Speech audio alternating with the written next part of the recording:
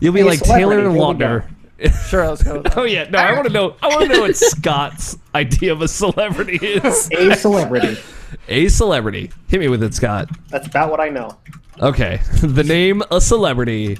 You'll be like Taylor Lautner on Saturday Night Live. He's got the chills down his spine, and he just rips off his shirt, and he's just like, "Oh yeah, I'm perfect," and then it'll all be fine.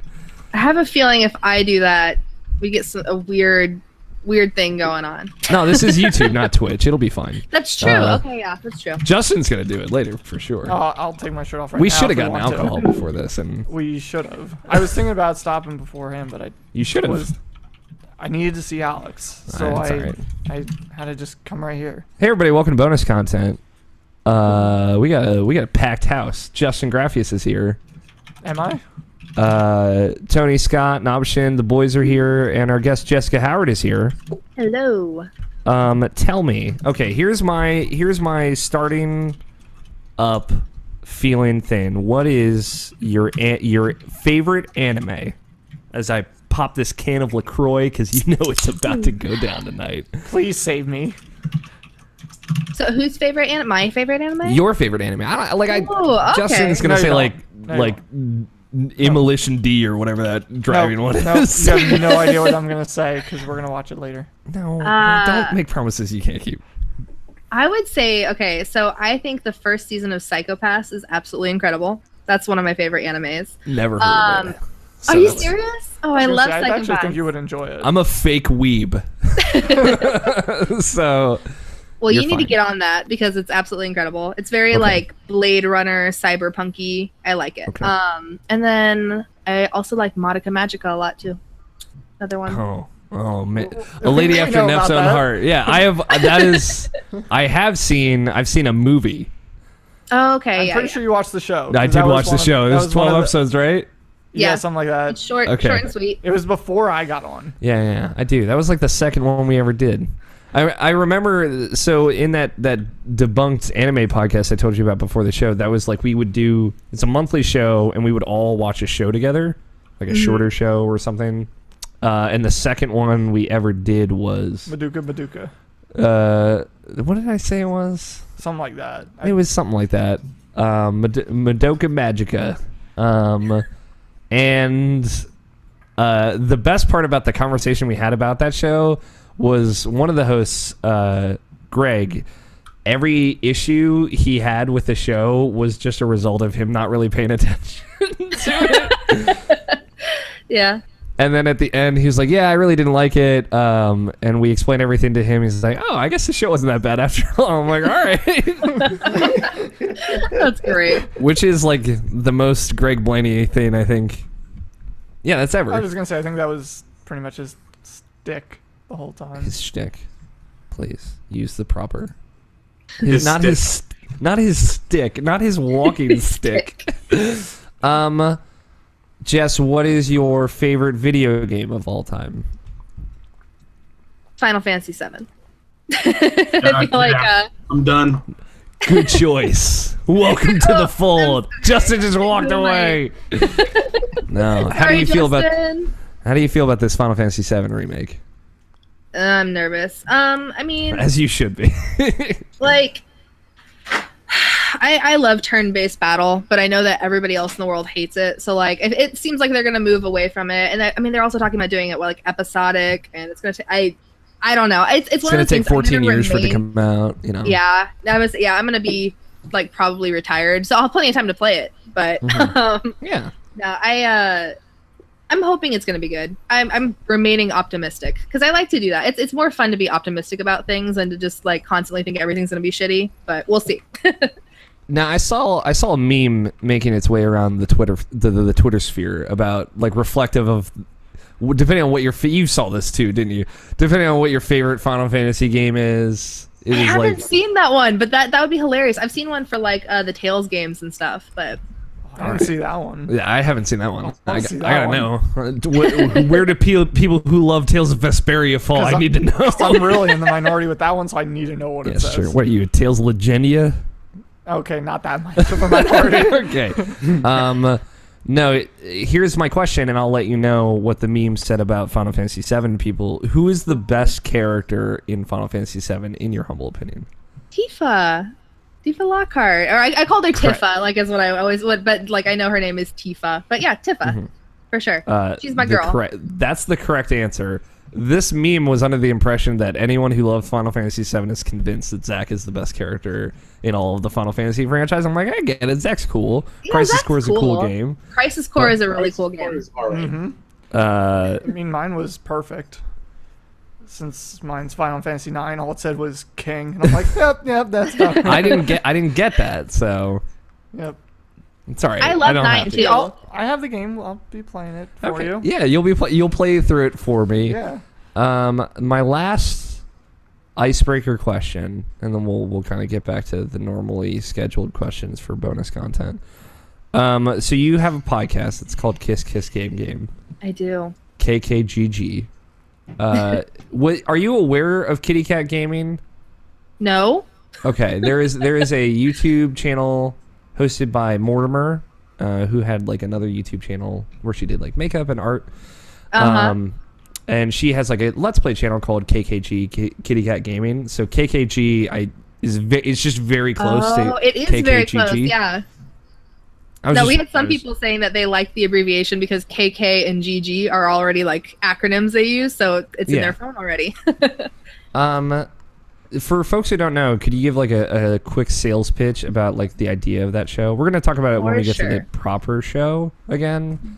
So I don't want to like tread old ground too much, but I was just curious what your sales for it would be. Yeah, I mean the gist of the show is 2 things that I care about are relationships and games, and it is a look at both of them and how they play off of one another.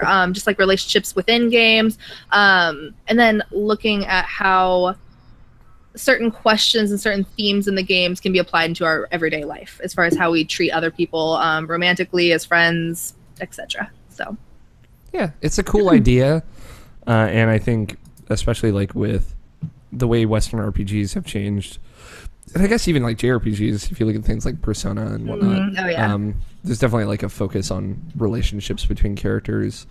I guess like where did the idea? I guess you kind of explained it with the explanation, but I like you've done a couple episodes now. I'm a Terrible Human. I haven't listened to any of them.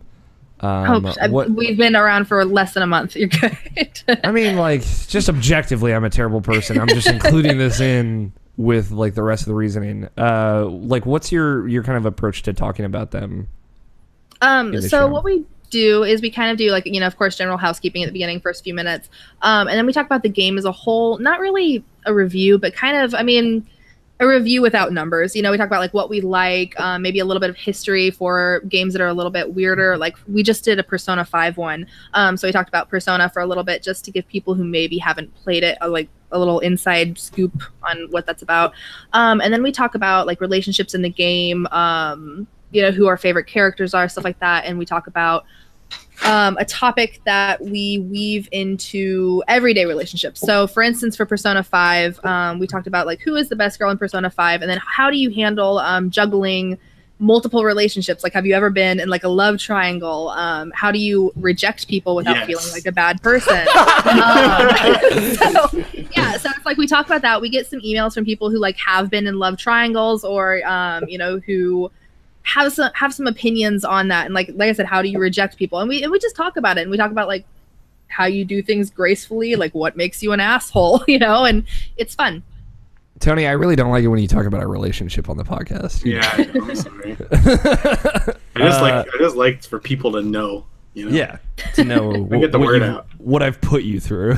Yeah, that is interesting because you can get in those sticky situations in Persona 5. And the other Persona games, except for Persona 3, the original version, you could only, like, if you had a relationship with a female character, it had to be romantic. And if you were doing multiple female social links at the same time, like, they would like get angry at you, and you'd have to like make up with them. It was a whole thing. It was poorly implemented. And I remember even in Persona 4, and we were actually just talking about this last night when we recorded the Persona podcast. Like in Persona 4, I accidentally started a relationship. Yukiko is like my best girl, so I was going for her. But then I ended up starting something kind of weird with Rise because I hugged her, and I didn't realize like hugging her was like it got weird. Hey, it was a big fucking deal, all right? It was a big deal. So I hugged her, and I was like, oh shit, I think I'm cheating on Yukiko now. And it ended up like the whole Valentine's Day thing that happens, or like I don't know, there's some so that happens, and I started to like have to gaslight Rise. And I was like, oh, no, you're crazy. There's nothing going on. And I just felt like a horrible person. Like, that just spiraled out of control. As quick. You should, because Rise is a beautiful angel, and you hurt her for no good reason. I do love Rise, too. She's a sweetheart. Yeah, she is. Yeah, no, that's interesting. With a lot of strong Persona 5 opinions on the show. I mean, that was going to be my next question, because Alex is being around the bush. Who's your best girl? Who's best girl Persona 5? Makoto. Oh, you're Tony Horvath person, huh? One of these people. It's all right. I'm sorry, guys. No one is going to be in the same camp Don't be as you, sorry. Justin. No, I've seen one person, and she actually cosplayed as On, and I was really happy. Okay. Yeah, I love On. On is a great character. On's thank you. One of my favorite characters in the game. Joey Noelle chose On. See? Fun fact. The ladies know. Yeah. Does that make me a lady? I mean, it makes you very dainty, but in a very good way. I'm not a lady. Wait, did you just do an anime thing? Yes. Or did you just like channel your name in like the most literal way you could in my presence? Are you gonna show me this cosplay picture? Yeah, as soon as I find it. Okay. All right, that's cool. I have already cast my hat in the ring to be on the Persona 4 episode. Yeah, you have. If I'm not, I will be very upset. I'm just gonna let you know right now. I'm putting the pressure on you, and I will feel zero guilt. Well, cool. Thank you for coming on the show. After I just made you feel very bad. So cool. Yeah. No, I'm excited because you had a very cool idea for a show, and also like I exclaimed on Twitter, like we're best friends now. So best friends. So we had to make it happen. Scott, What's up? how are you doing, man? How's your week? Good. Not been doing a whole lot. Okay. The end. The end. I have not been doing a whole lot. A Scott Guthier story. Do you play video games, Scott? I'm just curious. What is a video game? I do. Okay. I'm just like I'm trying to. I want a games podcast. Yeah, I'm trying to live through a day in Scott Guthier's video gaming life because you've clashed 2 days a week. Mm-hmm. Job starts on Monday. Okay, job starts on Monday. That's an update. That's worthy. Yes, I just haven't done a lot this week. Okay. Is it like is going to be a Monday through Friday gig like before? Basically, yeah. Okay. I got to get you on the Celeste bandwagon, Scott. I think you would be a Celeste believer. Soon I'm going to be doing Blossom Tale. Okay. The review of Blossom Tales on IrrationalPassions.com. Reviewed by this guy. That's a pretty good game. It is a good channeling of like modern 2D Zelda. I guess like it's very reminiscent of like A Link Between Worlds and A Link to the Past. So I think you dig it. Games. Very good games. The one thing I forgot to mention on your Persona 5 episode of your show, did you mention that Irrational Passions Game of the Year for 2017 was Persona 5? Yes.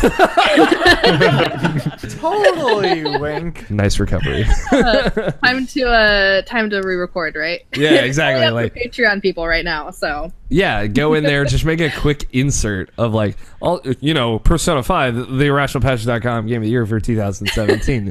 Duh. I might actually have to do that now. You realize? If you did that, you'd get some props here, I would say, at the very least. What was yours, Justin? What was your number one? Persona 5. Okay. Yeah. I forgot. What was your number two? A video game. Great. Was it The Evil Within 2? No, that was like 6. Okay. Mr. Like, I like this better than Resident Evil 7. Resident Evil 7 didn't make my list, so yes, I did. I hate you. Evil Within 2. I told somebody on Twitter today that they should play that game. So I think it's on sale on PSN, I think. Might be. It is a good game. It's worth playing. Tony. Yes. How's life?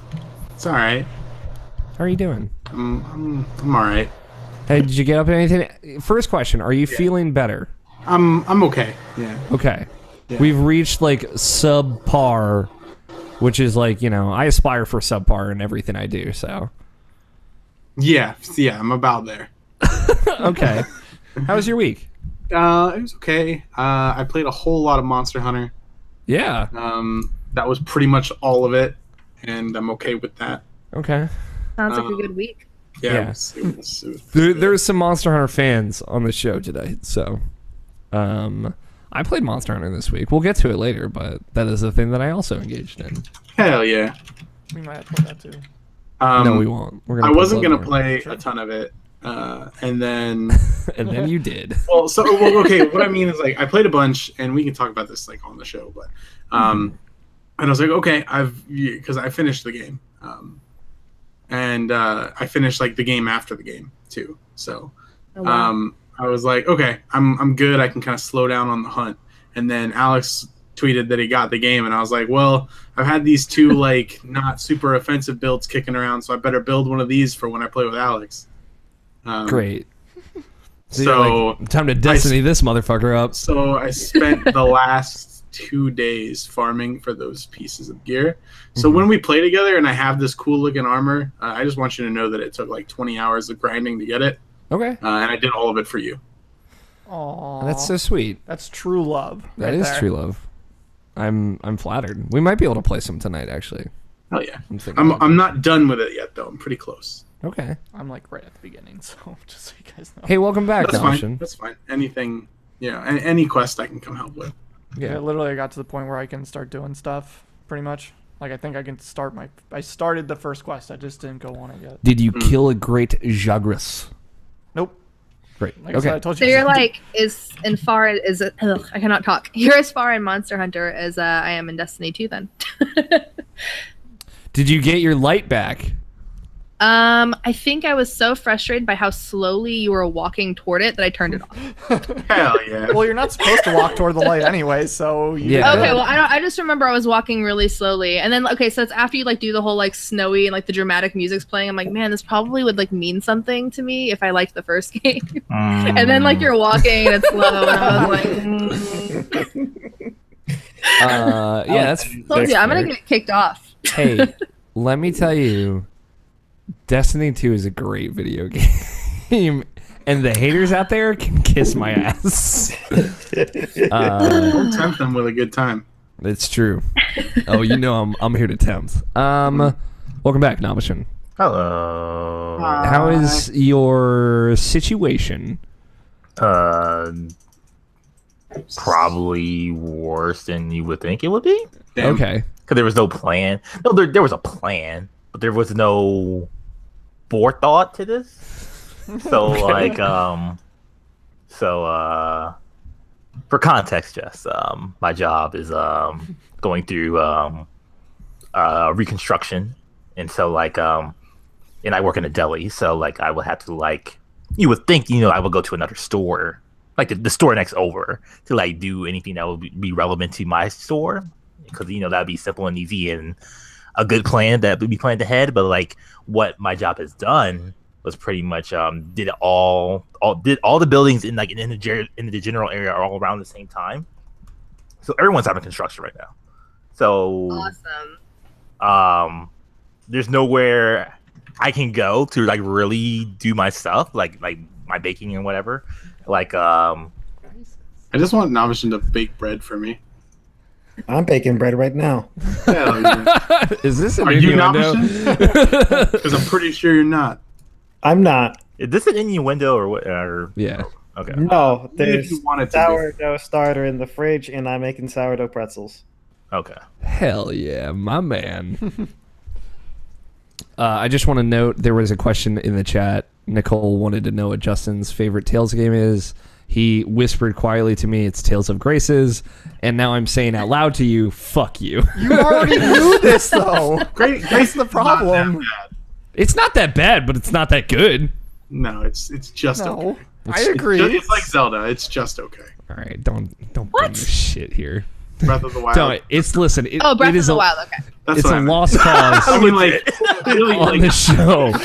any game where Zelda saves Link at the end is a good Zelda game. So So none of them. no. Actually, Zelda. In every game, The CDI game. Zelda saves Princess That's right. Link. Zelda's and everything's Adventure is fine. actually the best Legend of Zelda game. According to Tony's formula. Followed shortly behind Wand of Gamelon, but No. In that one, Link saves Zelda. I'm talking about Princess Link. oh, okay, yes. Oh, right. Princess Everybody's Link. favorite. Yeah, and the let, hero let me of time, Zelda. let me tell you about my Oh, damn it, I my always get that canonical mixed fan fiction that I've written. Does it have anything to do with the Crimson Echidna? It does not involve a Crimson Echidna. Are you going to show us the way? No, It's not what that came from. don't bring this shit onto my show. Sorry, the That's not Azure what that Hedgehog. came from. That's not where that No. came from at all. We read after one of our Game of the Year recordings. We read a very sexual fan fiction Slash fiction, please. of Sonic and Knuckles, And where they were referred to multiple times as the Crimson Echidna and the Azure Hedgehog. and they were college roommates. Yep. And at some point, Sonic makes a sandwich for Knuckles. Yep. This is all canon. This is all real. And then he reveals his erection. I believe it was an 8-inch erection. I don't remember. Was it because he was eating you the sandwich go- seductively? Yeah. This was funny for all about 10 seconds. And now it's The less you know, the better, actually. I but now they know too regret much. missing this. But now I'm invested. I need to know more of this fan fiction. Sorry, next time we'll release the audio. Audiobook? Release the tapes. I need to hear this. Very important. Please continue, Nabashin. Yeah, my job sucks. That's all I really need to be said. I'm sorry that it's so terrible right now. Do you have any ETA on when the bakery will not be in shambles? Supposedly it's supposed to be around the 20th, but I doubt it. So I doubt Okay. it. it's probably All right. sometime like later than that. It's a reasonable doubt. Don't mock him. Yeah, no, that is good. Scott doesn't get the reference, but it doesn't matter. He's supporting us, and I like that. It's the only way Scott knows how. He's a rock, after all. All right. Well, hopefully it will be better soon. I feel bad because you and another friend, I won't put them on blast, but another friend was telling me about how rough their job is going, and I think I'm getting promoted at work. So, like, it's like, how do you talk about that with these people? Like I just did right now. Yeah, I was going to say humble brag. I was like, no, I want to congratulate It depends. Are they yeah. are they salty people? How do I talk No, about how because good my if- life if is I while were everybody else is fired, and because I don't consider myself a salty person, that would generally make my day better. I don't need any money. Yeah. All I need is my health, my dog, my golden house, and my rocket car, and I'm good. Same. I'm all about the rocket All right. car. Elon Musk detaching and reattaching rockets in space. But yeah, that's a cool thing to have in my week. We can get to you at some point, Justin. I just really wanted to brag. I didn't do anything. Hey. At least you're grounded, though. Grounded in reality. Not like actually grounded. Not like go to your room grounded. he's grounded. That's why he has to in be. reality, man. No, my pop. He's not Mario anymore. What if like it suddenly Justin became a different person? Well, I like that you're wearing Hey, that because baby. you actually have like the red and blue on. It's Yeah. perfect. Oh yeah, I guess that does work. Yeah. I'm just an inmate. Yeah, just an inmate. I just live this life, man. Nabashin, I need to know because we haven't gotten an update on this. Mm-hmm. Where are you at with LaCroix? Jesus. Why? This is really important to me. What do you mean? Like, are you still drinking it? Is it still your primary bev? It is, but like not as often as it should be. Like it's like one of those So things what you're where saying is you're cheating on our baby LaCroix. it's something I always buy now, but like I haven't like had a salad in like a good while now. So like Wait, how is LaCroix and salad comparable? because I usually drink was all before part- when I even that what he just said. Do you put kale in your LaCroix as like you do with your salad? Hey, dude, don't fucking kink shame Nabashin. And chia seeds and like I'm drinking moringa powder. a Coconut Mure oil. Pepino blackberry cucumber. I didn't even know that was a combination of flavors that could happen in this world. The only thing I use coconut How oil is it? for is making popcorn, and it's Pretty good option. Ooh, that sounds pretty good. Think about you, That's what they do in movie theaters. It's pretty good. Jess. But, Where do you fall on the LaCroix spectrum? Yeah, I'm still a LaCroix boy. That's not as much. What's as I your used- favorite flavor? It's still orange. Orange? I'm a plain person. I like lime. Shit's good. Not lemon. Lemon sounds No, terrible. lemon is not as good as lime at all. I've never had lemon LaCroix, but it sounds like a terrible idea. I love LaCroix, and lemon is my favorite. Oh my goodness. Now you have to drink it. Now I have to leave. Just so you know. That's actually how it worked out. Was you have now banished me from the podcast. Hello, everybody. I'm Jessica Howard, and I'm the host of Irrational Passions podcast. What was going to be the other name? I'm curious. When you were like, oh wait, it's not called that. It's called this. I want to know what that other name was going to be. I have a head cold. Okay, so All right, yeah, it's fine. Get fucked up on Dayquil. Man, that sounds like a great idea. Actually, Let's just chug NyQuil. I'm I getting took like. NyQuil last night. I think I'm still feeling it. That's what's going on. All right, it's all right. Getting those whatever they put in the crystal meth in NyQuil. Just feeling that. Well, they like to call it Z's, but that's obviously not what it is. That's definitely not what it is. That's Street ZQuil. term. What is ZQuil? Like they already had NyQuil, and then they have like ZQuil? then they have like Is super it like NyQuil. off-brand NyQuil? No, Or is it's it- made by NyQuil. I think it has like extra like stuff to put you to sleep in it. It's got extra Oh. zygotes in it. It's fertilized eggs. Weird. I think that's. I think that means we have to start the podcast. You want to talk about your damn promotion? Jeez. I can't talk about it too much, but Well, I obviously, I mean, like the process. All right, how you feeling? Are you all right? Blah, blah, blah, blah, blah. yeah, I mean, like, I think I was told that I would know kind of like the next steps in the next couple of days, but because one of my bosses won't be back till Monday, I probably won't know till then. I had there were 2 interviews. I had one last week, and then I had the final one yesterday. God, that was yesterday. Yesterday was a very long day. I was terrified. It went well. It went fine. I did not. I was told not to shit my pants. I didn't. Solid advice. That's a good start. It was I don't funny. believe you. It's all right. He's just very excited. Sorry. I'm very happy about your promotion. He shit his pants. Scott, you shouldn't believe me because there was a real moment where I had a lot of coffee that morning because I stayed up all night because I'm a disaster of a human being. And Where you I- cannot stay away from coffee. And I can't stay away from coffee where I was like, I might actually shit my pants during this. Like, I got a lot of bean oil in me right now and it's not looking Did you good. just call it bean oil? Yeah, bean juice. You're the worst. What's funny is you started talking about coffee, and I was like, oh, that sounds really good. But as the story went on, it was just like, Yeah, let me tell you about my favorite bean juice. But yeah, it went well. I mean, like, I was told basically, hey, if you get to this second interview, like, you've got it. You just, like, make sure you don't mess it up. Make sure you impress. I think I did that. I believe in you. Oh, thanks. So yeah, Same. I'll know. Oh, thanks, Scott. That's, again, it's like maybe the second time Scott's ever been supportive. I'm just announcing that to everyone. So we can all enjoy it together. But yeah. Well, I mean, for like the second time ever, this is a good thing. Yeah, it's true. So yeah, that means I would be going full time, which is gonna be a new bowl of stress. Oh, have fun. Full Yeah. time is fucking it's a lot of hours. Yeah, which I've never That's had a not full that time bad. job before. It's not that bad, but if you're not used to it, it's a wake up call. Yeah, it's For gonna be sure. a learning curve for sure. But yeah, thank you for your congrats, Nabashin. But I also I offer congratulations. That's really thank cool. you. For Yeah, I'm making a lot more money. That is a good thing. Shout out so- to Cameron as well for his internship. Oh yeah, That too. our friend Cameron. He's got to get his passport ready. He's going to Beijing. What? That's insane. Very I cool. like. The saddest part about it is that he's going to be so far.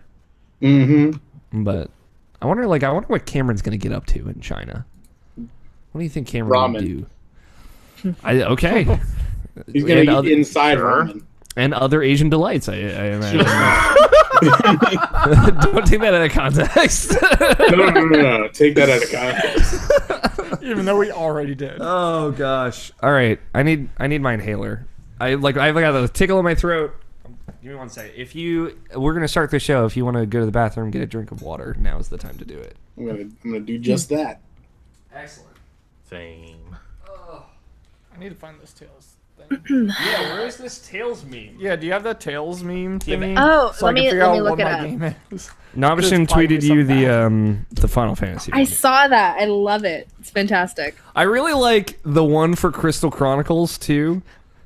So You had friends. Scott, for reference, it's just a picture that is like, hey, if your favorite Final Fantasy spinoff is this describes you. If your favorite Final Fantasy spinoff is Final Fantasy Crystal Chronicles, it says you had friends. And I'm like, that's a sad truth right there. Well, mine's the longest. And I really like the Dirge of Cerberus one. If that's your favorite spinoff, it says you didn't have friends. You probably still don't. Shout out to Dirge of Cerberus, though. I It's like not Dirge bad. of Cerberus. I like Dirge of Cerberus. I like all Final Fantasy VII things because Final Fantasy VII is my favorite Final Fantasy game. Like I said, you're in good company, Jess. No, embarrassing fact about me. Yeah. I was in love with Vincent Valentine when I was like 11. So. I mean, weren't we all? Don't laugh at me, Justin. I'm gonna hold my breath.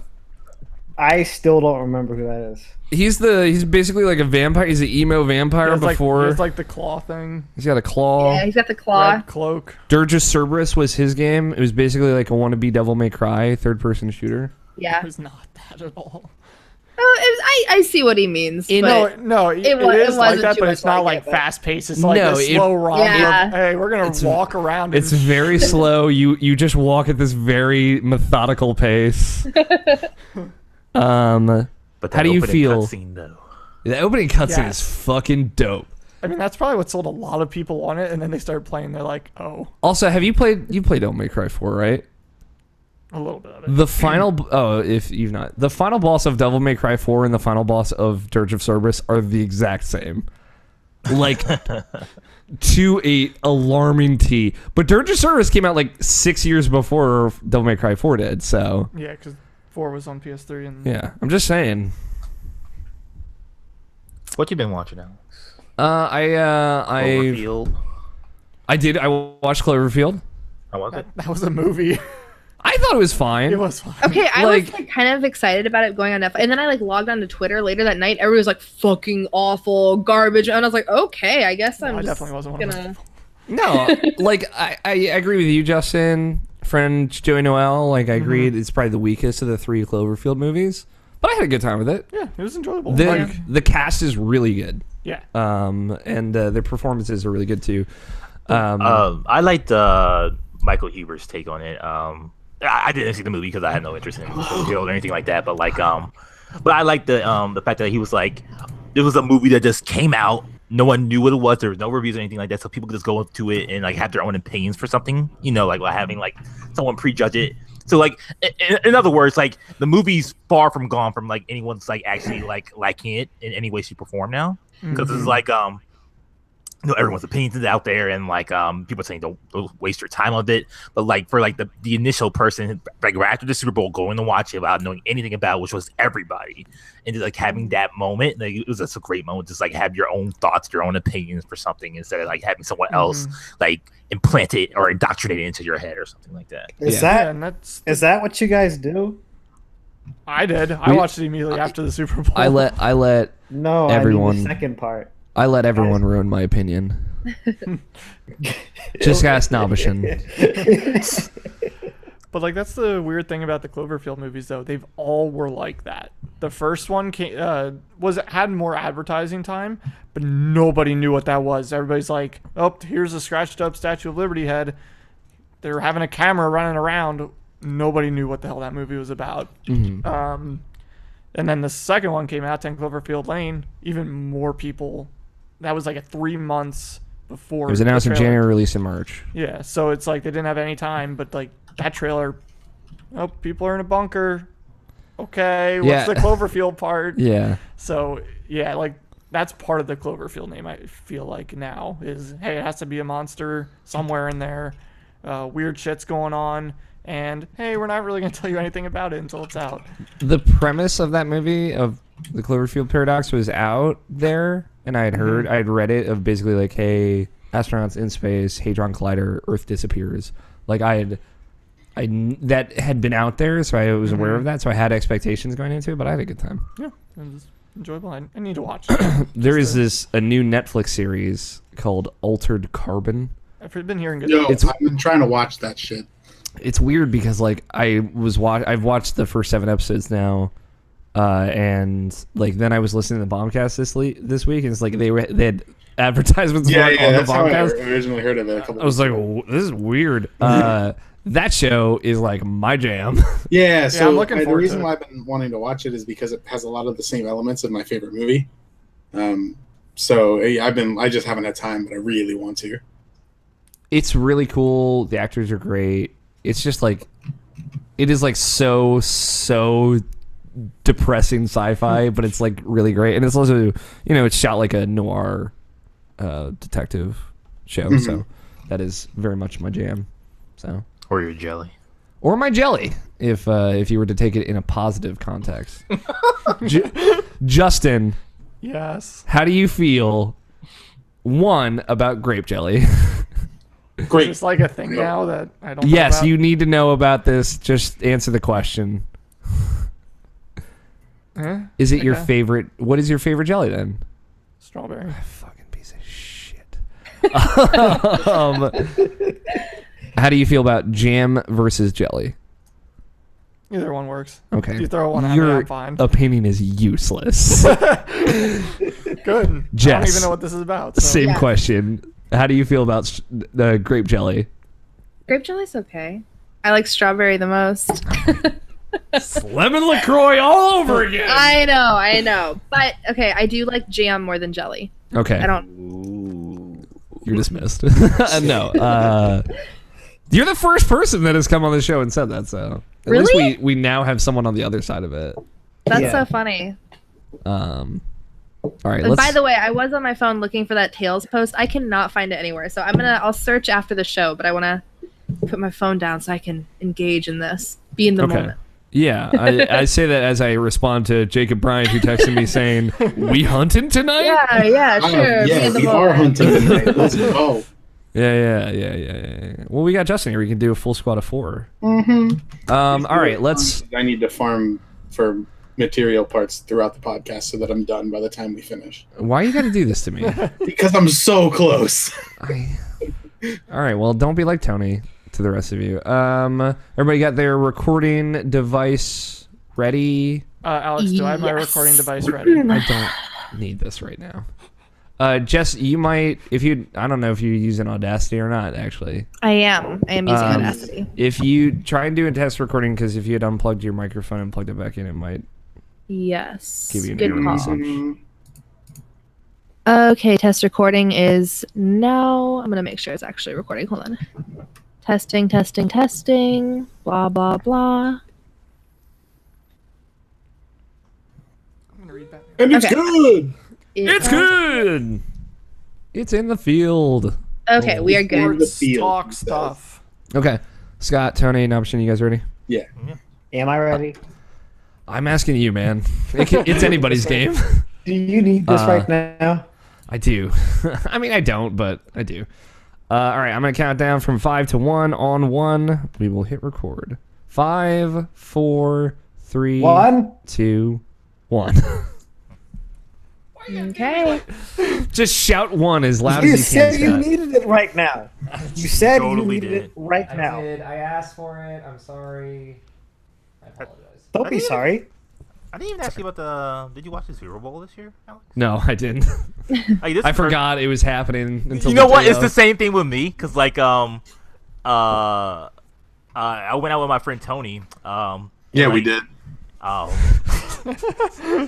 And like, cause like we couldn't get up this Monday, so we had to do our Marvel talk about stuff like that. And like, aren't we like just a bunch of fucking nerds? We're sitting in a bar talking about Marvel movies while the Super Bowl's playing like right there in front of us, and we don't even give a shit. But like, whatever. Sounds like you guys had more fun than everyone else in that bar. Probably. But I saw the end of it. It was real good for what it was. Yeah, I heard it was a good game. I just I missed all the commercials this year, but oh well. like Ethan was in New York on a little weekend trip. So like the only person I would have watched it with was gone. Mm-hmm. And I'm not going to sit here and watch sports by myself, y'all. I'm not that depressed. You need to drink a lot of beer. I would have to buy a 30-pack of Budweiser and put that whole thing away. Just before it started. Into me. Just inject it. And I can't drink more than 3 drinks now, so like I would have died that night. No, so yeah, I was good. Although I wish I could have seen the Solo advertisement. And again, not super excited about that movie at all. I just wanted to see Donald Glover dress up as Lando. He's a He handsome doesn't. man. He fucking looks so good. He's gonna be the best part about that movie. Yeah, it should just be called Lando. It like should just be everybody called else has Lando. You're so right. All right, let's get this party started. If we have to. I mean, we do. said. All There's right, no well, balloons and streamers. can't object to that. Well, let me send out a tweet.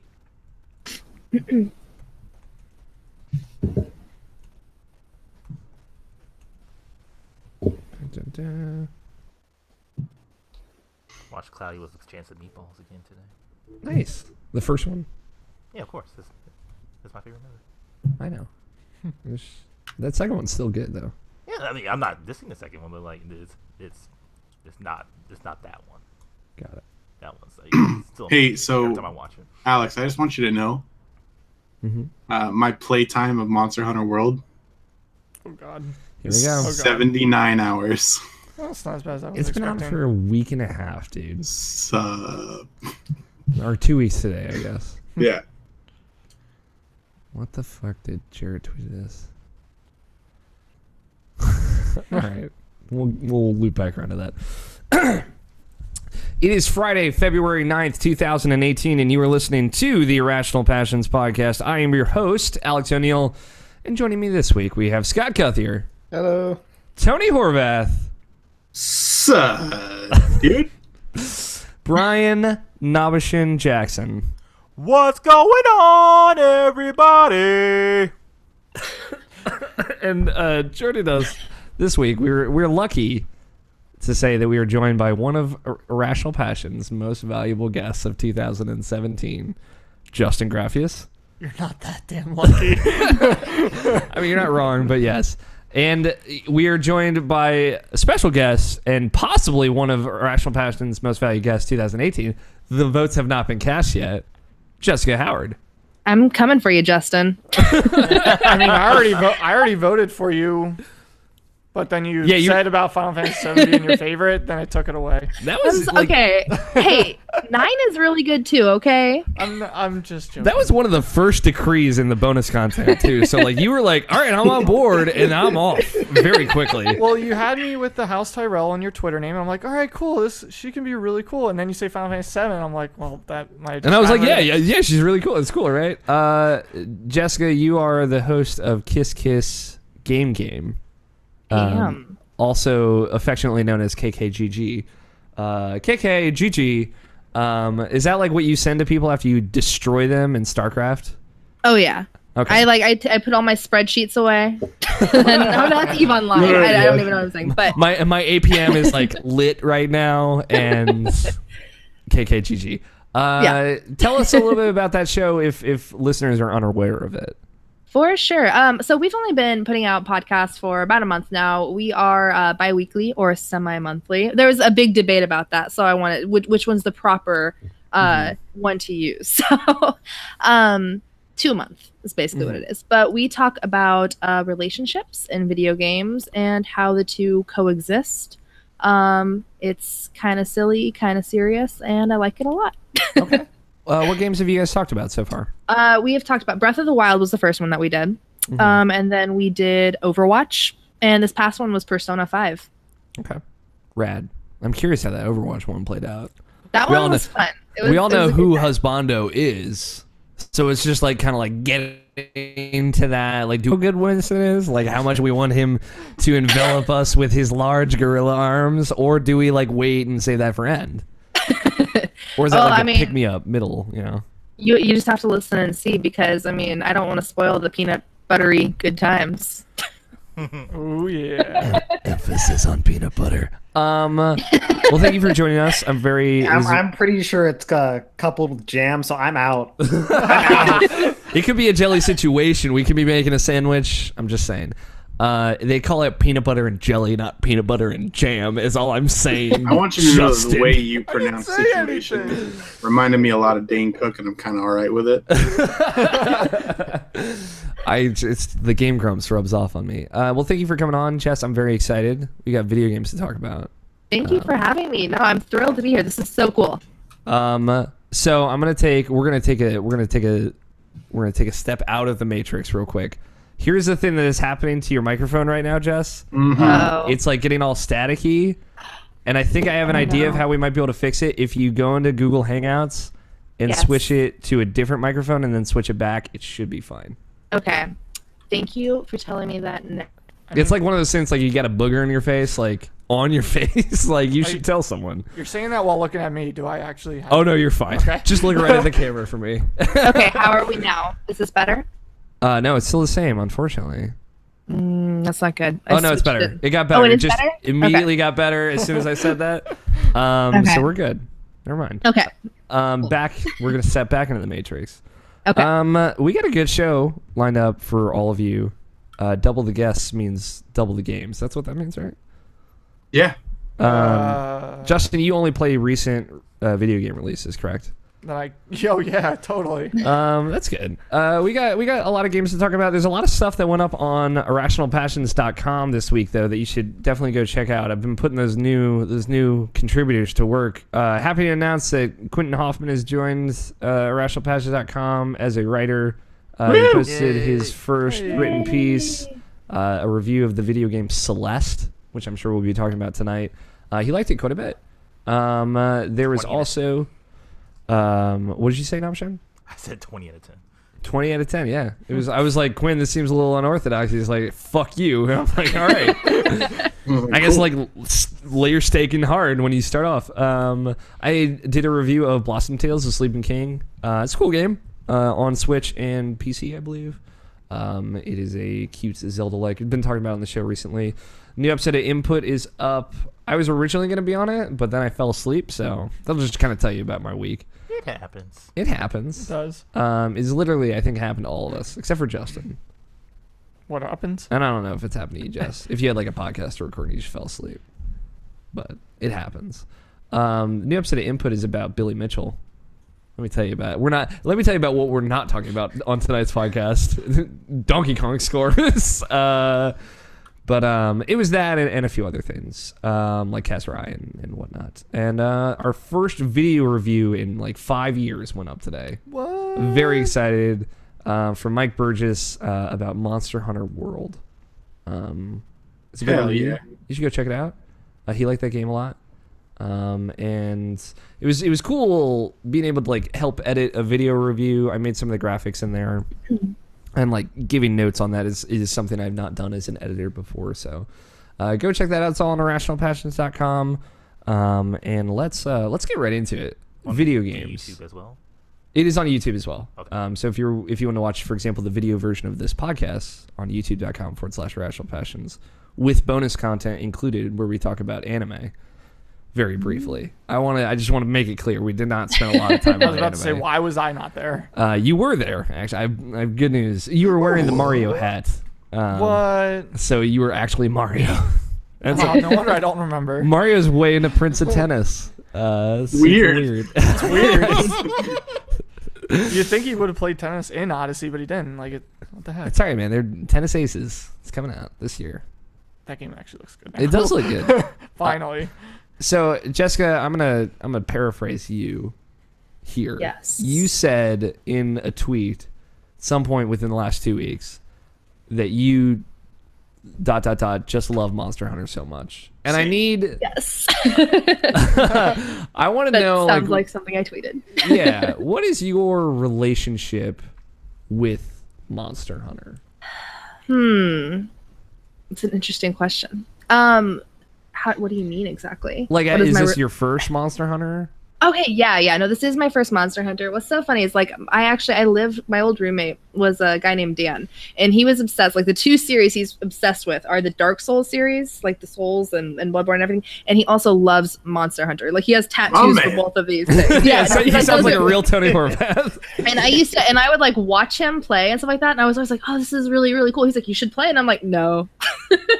But no, with Monster Hunter World, like, I don't know, they just always seemed overwhelming to me, and I was like, I don't know, it's a lot going on. It seems like you have to be really good, and it's a very intense group of people who play these games. He's an intense dude. Yeah. And I picked up World, and he likes puns. Yeah, So great. there you go.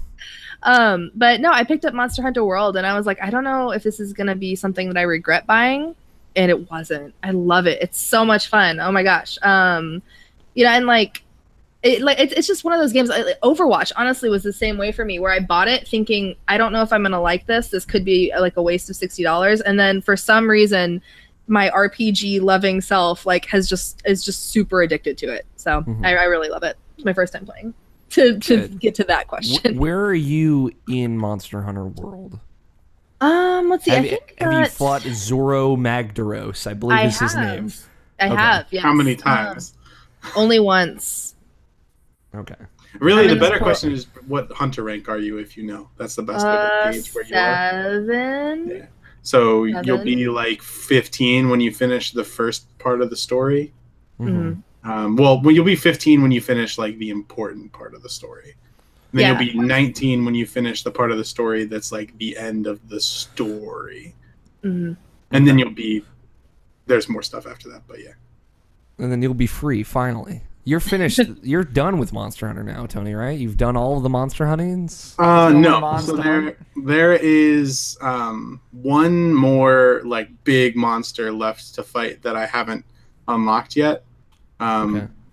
Because I haven't gotten to the level where the level of hunter rank where he unlocks level 49. I just haven't gotten there yet.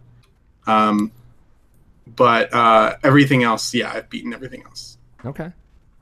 So as a general update, I got Monster Hunter World this week. What? I know. Yeah, you did. I was editing Mike's video review, and I was editing last week's podcast where Tony talked about it. I'm like, fuck. All right, I'm just gonna get this.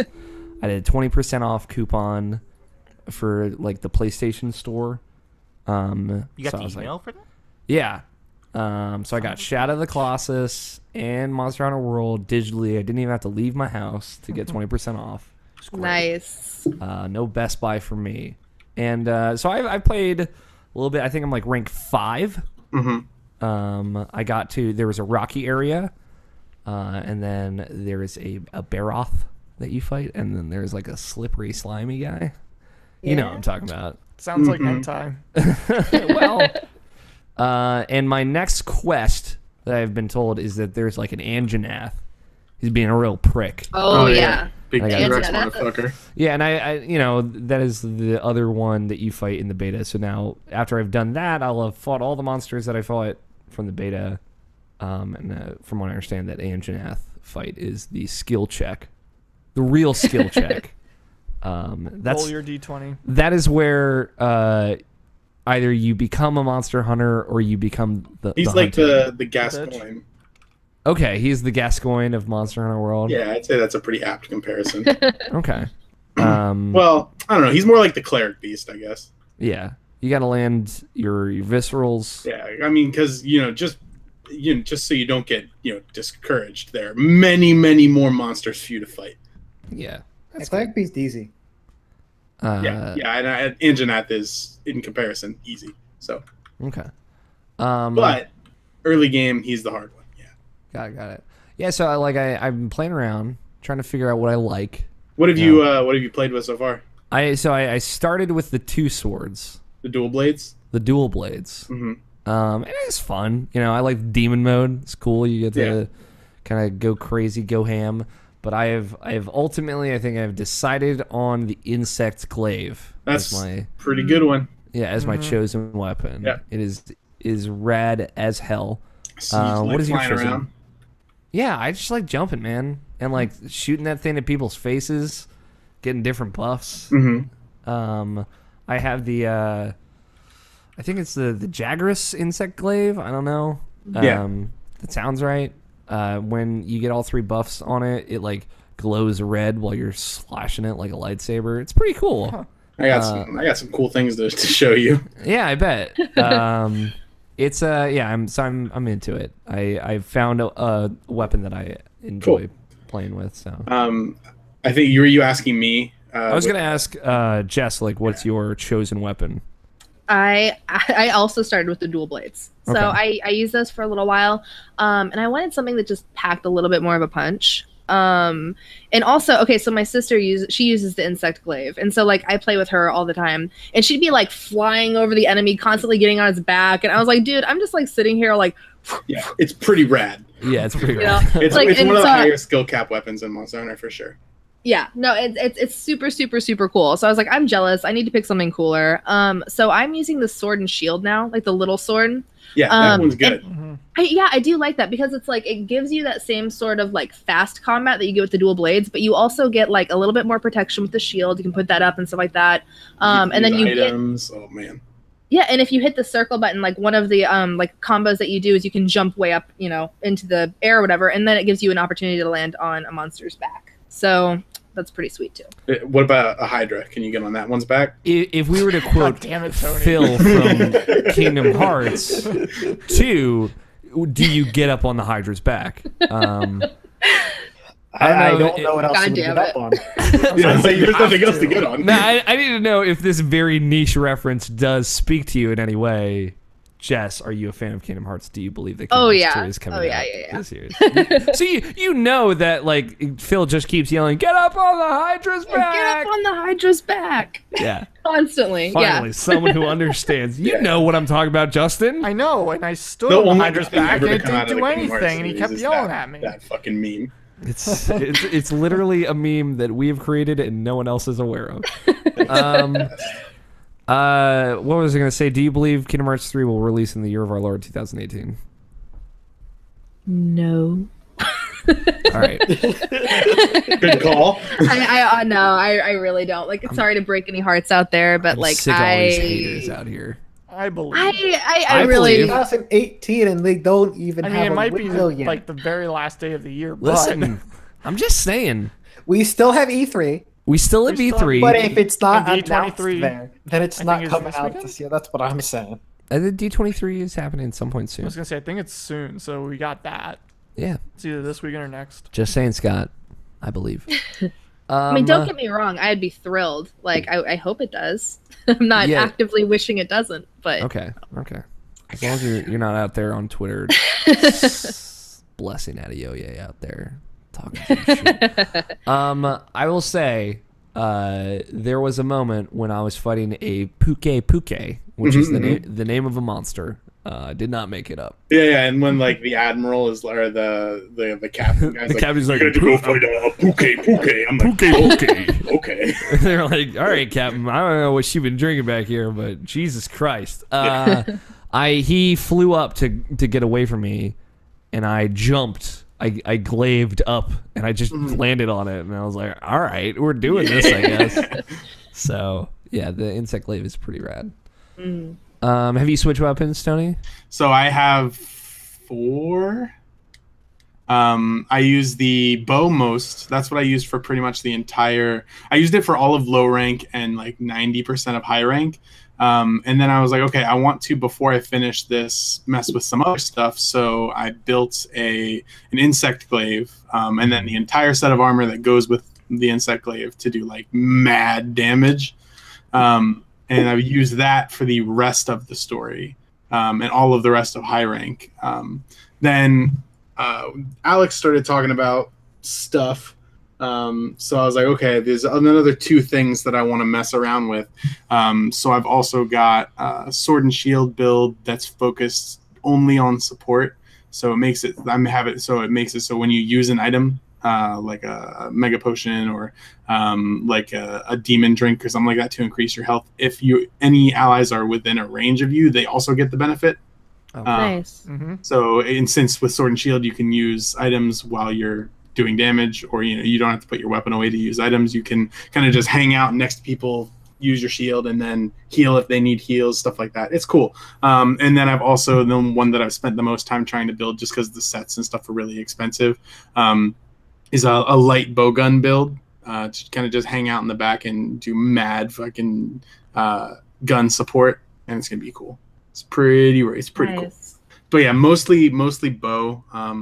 I think I've got like 86 quest completions with bow, 28 or something with insect glaive, and then the other 2 are 10 to 15ish. So nice variety. There's definitely some shit I just don't understand. Like I don't know what the fuck's going on with research. Happy to answer any and all of those questions. Like there's the game tries and it does a much better job than usual explaining those things, but it just doesn't. There's like some shit about research. Yeah. I don't get that at all. all. Okay, every time you come back from a mission, go talk to the dude next to the books. Because as you are picking up like tracks and stuff, you're getting research on those monsters, but they're gated. So like you can get a bunch and fill up that meter, but you know how after you get a bunch, it just says level up every time you pick it?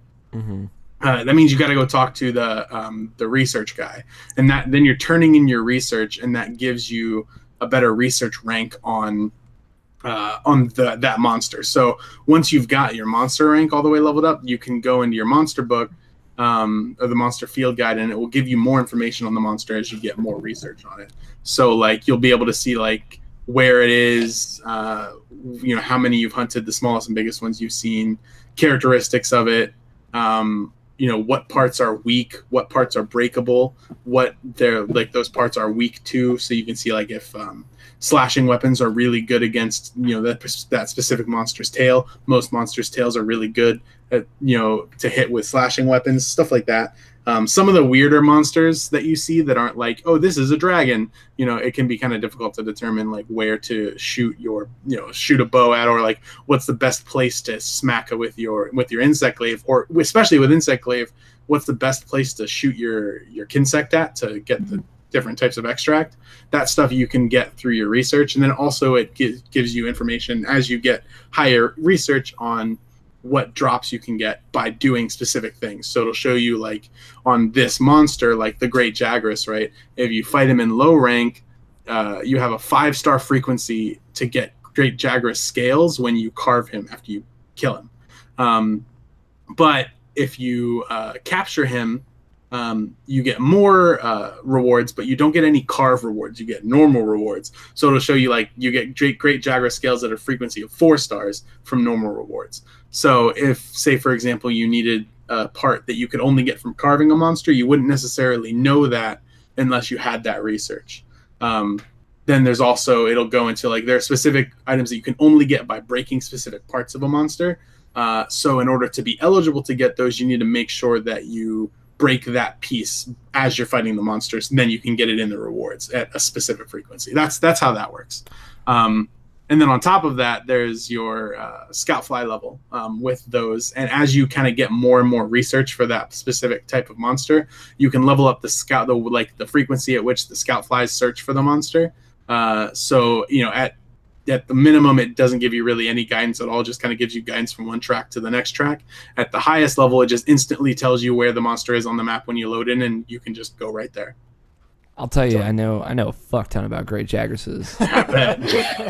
I got hella research on those boys. I killed like 10 of them. Yeah, of course. I mean, they ate a monster. Its belly got big.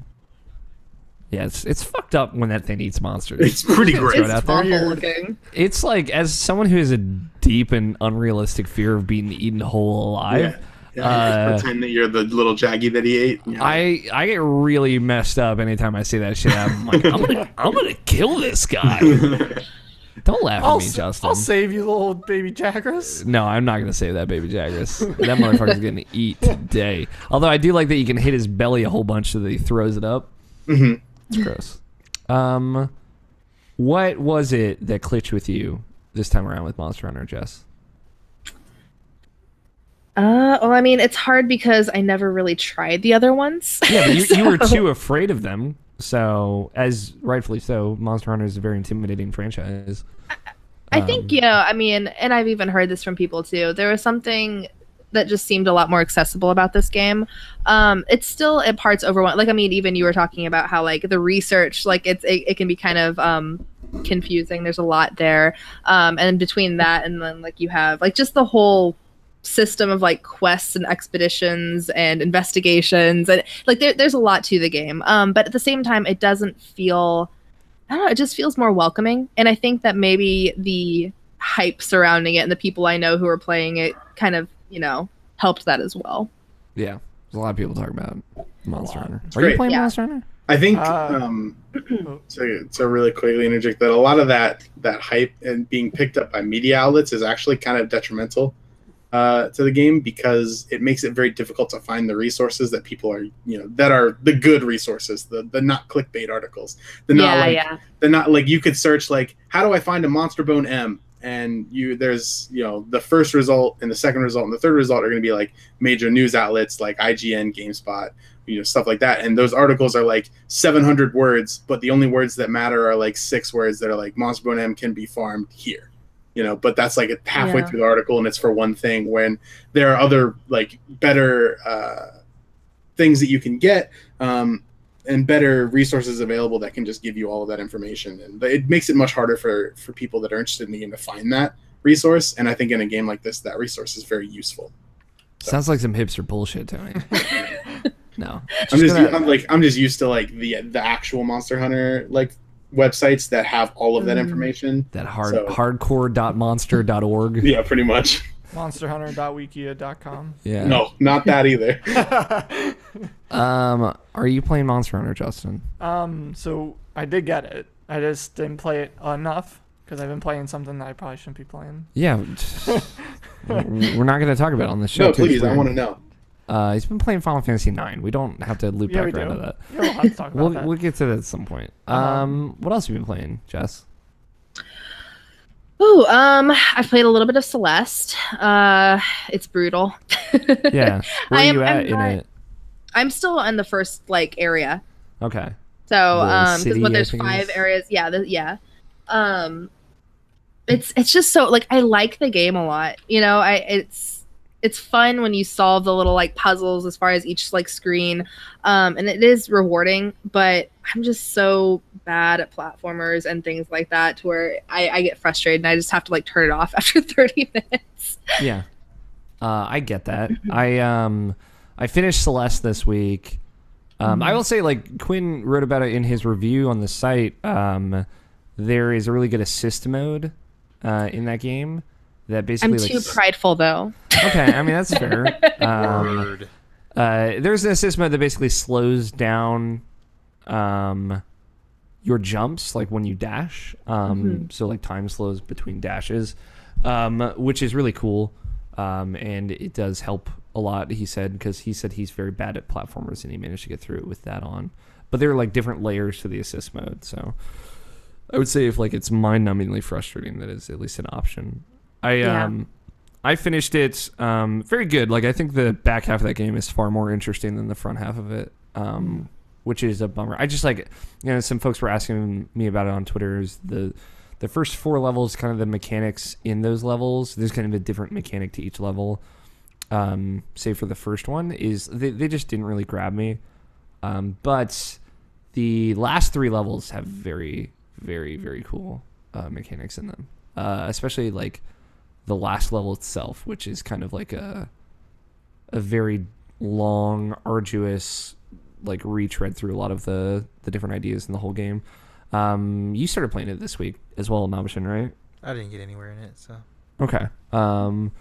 I'm curious where your take on it was, because after I finished it, I'm like, hey, Nabishin should probably play this. I feel like he would get something out of it. So, we'll touch back in on that. But after I finished it, there's like a thing that opens up after the end of the game, but you have to unlock these kind of hidden secrets throughout the game to even access it. So I started playing the B-sides, which are basically if you find a hidden tape in a level, you unlock the B-sides of that level. It is a harder version of that level. It's basically like, here is a challenge mode with the same mechanic from this chapter. So the second chapter has like these blocks with these that you can dash through, and they like send you flashing out the other end of the block. And it's really cool because in that level, for example, they introduced a mechanic that you never have to even use in the regular version of that level. But the B-side version level makes you use it pretty much constantly. And they are very, very frustrating. I was gonna say that just sounds like a nightmare, but in a good way. Like I like the game, but yeah. I was very much screaming obscenities after the third. So I did 2 B-side chapters. Yeah, I said the fuck word a lot. The fuck word. The fuck word. And yeah, it was. Oh god. I mean, like, I enjoy challenging platformers every now and again. It's just like, boy, Christ Almighty, Jesus. Yeah, it is very much that. It's like that kind of the Dark World, Super Meat Boy levels, very much like masochistic or sadistic, I guess. And it just, it's just laughing at you, enjoying your pain. What's the genre they're trying to make this be that no one likes? What's it called? Like the Gaiden, like you want to be the guy genre? No, it's like it's something with masochism, and I don't know. I'll look it up. Yeah, let me know because I the Dark Souls of video games. No. Yes. We're not doing that shit again. Cuphead is already the Dark Souls of platformers. Celeste can't be too. I'm sorry, Justin. The Dark Souls platform of 2018. No. Yep. Yeah, Celeste is cool. There's some cool story stuff in there. You haven't really seen much of it yet where you are, but it takes a turn, and the way that game wraps up is really special. So I know that Andrew, my boyfriend, just finished it, and he really liked it. So he's just like so good at platformers, it's ridiculous. So yeah, when he's playing there, you're like, well, look at you. Yeah. You oh just no. put him down the whole time. No, I was playing on the Switch, and I was like hiding over like on one side of the couch, like just like close to my face. And he's like, "You can put it on the big screen if you want." And I'm like, "No, I don't want you to see. It's fine. I'm good. Like I'm just gonna just finish the third chapter. Like nothing she'll ever know. No, yeah. Yeah, no, Celeste will break you in ways that you didn't think was possible. I'll say, like, the main levels, I think, are very firm and fair and well done. It's the B-sides specifically that I said a lot of words. Said a lot of things.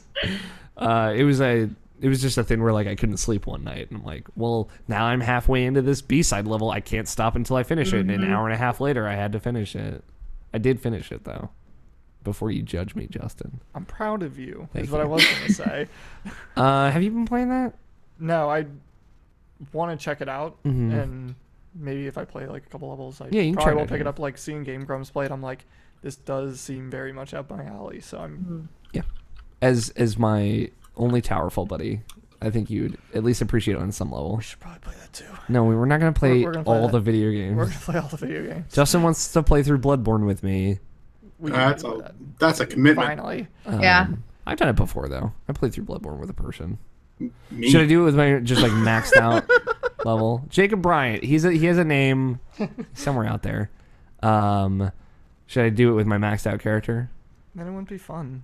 I mean, I mean, it doesn't matter that much. yeah. Okay, because I only beat the first boss, so just. What's so it you called, Nabishin? Jared said it for me. Thank you.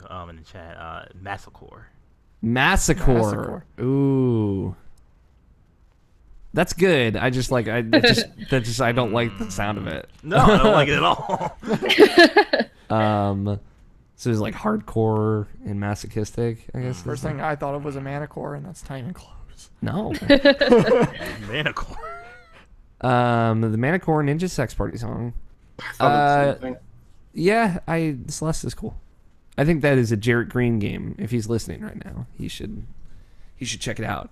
It's on PS4 and Xbox One and PC. So, anything else that you've been playing, Jess? Not really. I think that's pretty much it. I mean, I always play Overwatch. Like literally anytime that I do a podcast or anything like that, people are like, "What are you playing?" I can always say Overwatch. So that would get thrown in there too. But who is best?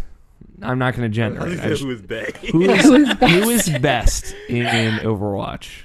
To play or to look at? It seems like you're asking me like yeah. All of the above. I was gonna say, why can't it be both? Well, of each, to play and to look at. Okay, because it seemed like you were asking like the best girl, best guy question, and I'm like, because I like didn't best. gender it. It could be anyone. I mean, McCree and May are two of my favorites to play and to look at. I love Diva, Mercy. Like I play a lot of characters. Honestly, I feel like McCree was like my first main. I really do like him a lot. Okay, that's an uncommon answer. I like McCree. I did not like him at first, but he grew on me over time. So yeah, he's a weird character, but I like him.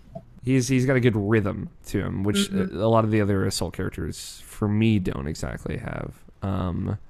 But yeah, that's a good. I've played a sickening amount of Overwatch. There was a time where I fell off of it, and then I got back into it, and then I had to stop playing because I was not playing video games I was supposed to be playing. And yeah, I played a lot of Overwatch. Story of my life, man. That's very good. Who is so outside of McCree? Who is Husbando though? Is it Winston? And there's only one correct answer to this. Obviously. Yeah, obviously. We all know. Justin. I mean, I I was also like thinking Bastion, but no. Get out. Leave my house. stick it in the tailpipe. No. Insane. Go ahead. You were gonna say something, and Justin very rudely cut you off. I'm sorry. Oh no, all I was gonna say is I can dig on peanut butter and banana sandwiches. All right. I think So can Winston and I would Winston. get along. Yeah. Winston's a man of simple pleasures, you know? He's a scientist and a monkey. But Reinhardt too. Reinhardt has something special going for him too. Big teddy bear. Yeah. Yeah. He seems nice. He had a very good. I got emotional watching Reinhardt's animated short, so. But I'm also like just a very emotional person in general, so. That's Same. Yeah. I cry a lot. It's fine. Cool. I feel like that's like the quote of the show already. I cry a lot. It's fine. Yeah, I cry a lot. It's fine. Write it down in title submission. Do you play? This is just more for my curiosity now. Do you play more regular, whatever the main mode is called, or quick play, or competitive?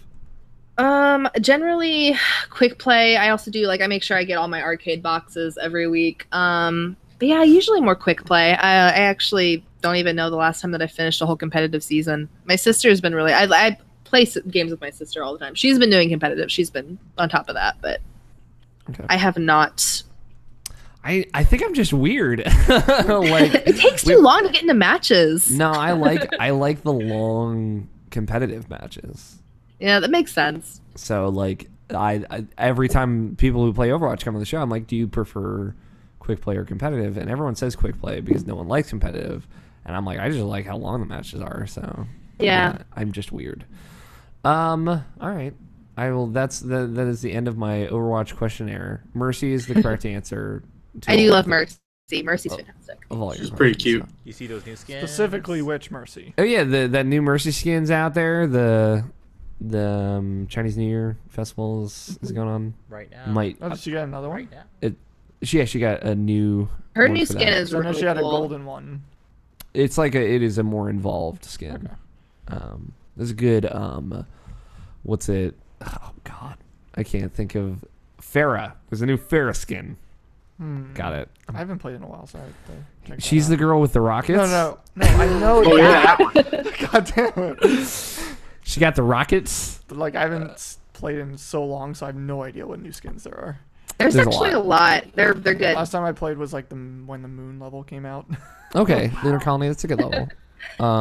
There's a new map, but it's capture the flag, and you're like, why would you even bother? Is that that Disney World one? No, Blizzard World is not out yet, as far as I know. It's coming out. It sometime is. It is out. Okay, It's I knew it was a 2018. So Danny was playing it. okay, yeah, Yeah, no, Blizzard World came out 2 Probably- weeks ago. yeah, January. Yeah, it did. Okay, that's cool. I had not known that, so I want to check that out. Yeah, it's a capture the flag map. It's nothing special. And it's nothing to get excited about. Although I will say they did a deathmatch map, like an exclusive map for that mode, and I thought that was cool. Anyway, video games, other video games. Justin, you're here. I am here. What are you playing? Well, you spoiled the one best game on my list. Final Fantasy 9. All right. You know, fun fact: this is my oldest brother's favorite Final Fantasy game as well. That's good to hear. He's a good It's man. Andrew's At favorite least game. it's not 14. I don't. People who like 14 are weird. I'm just kidding. Obviously, I'm kidding. I just like people whose favorite Final Fantasy. Yeah, I know. People whose favorite Final Fantasy game is 14.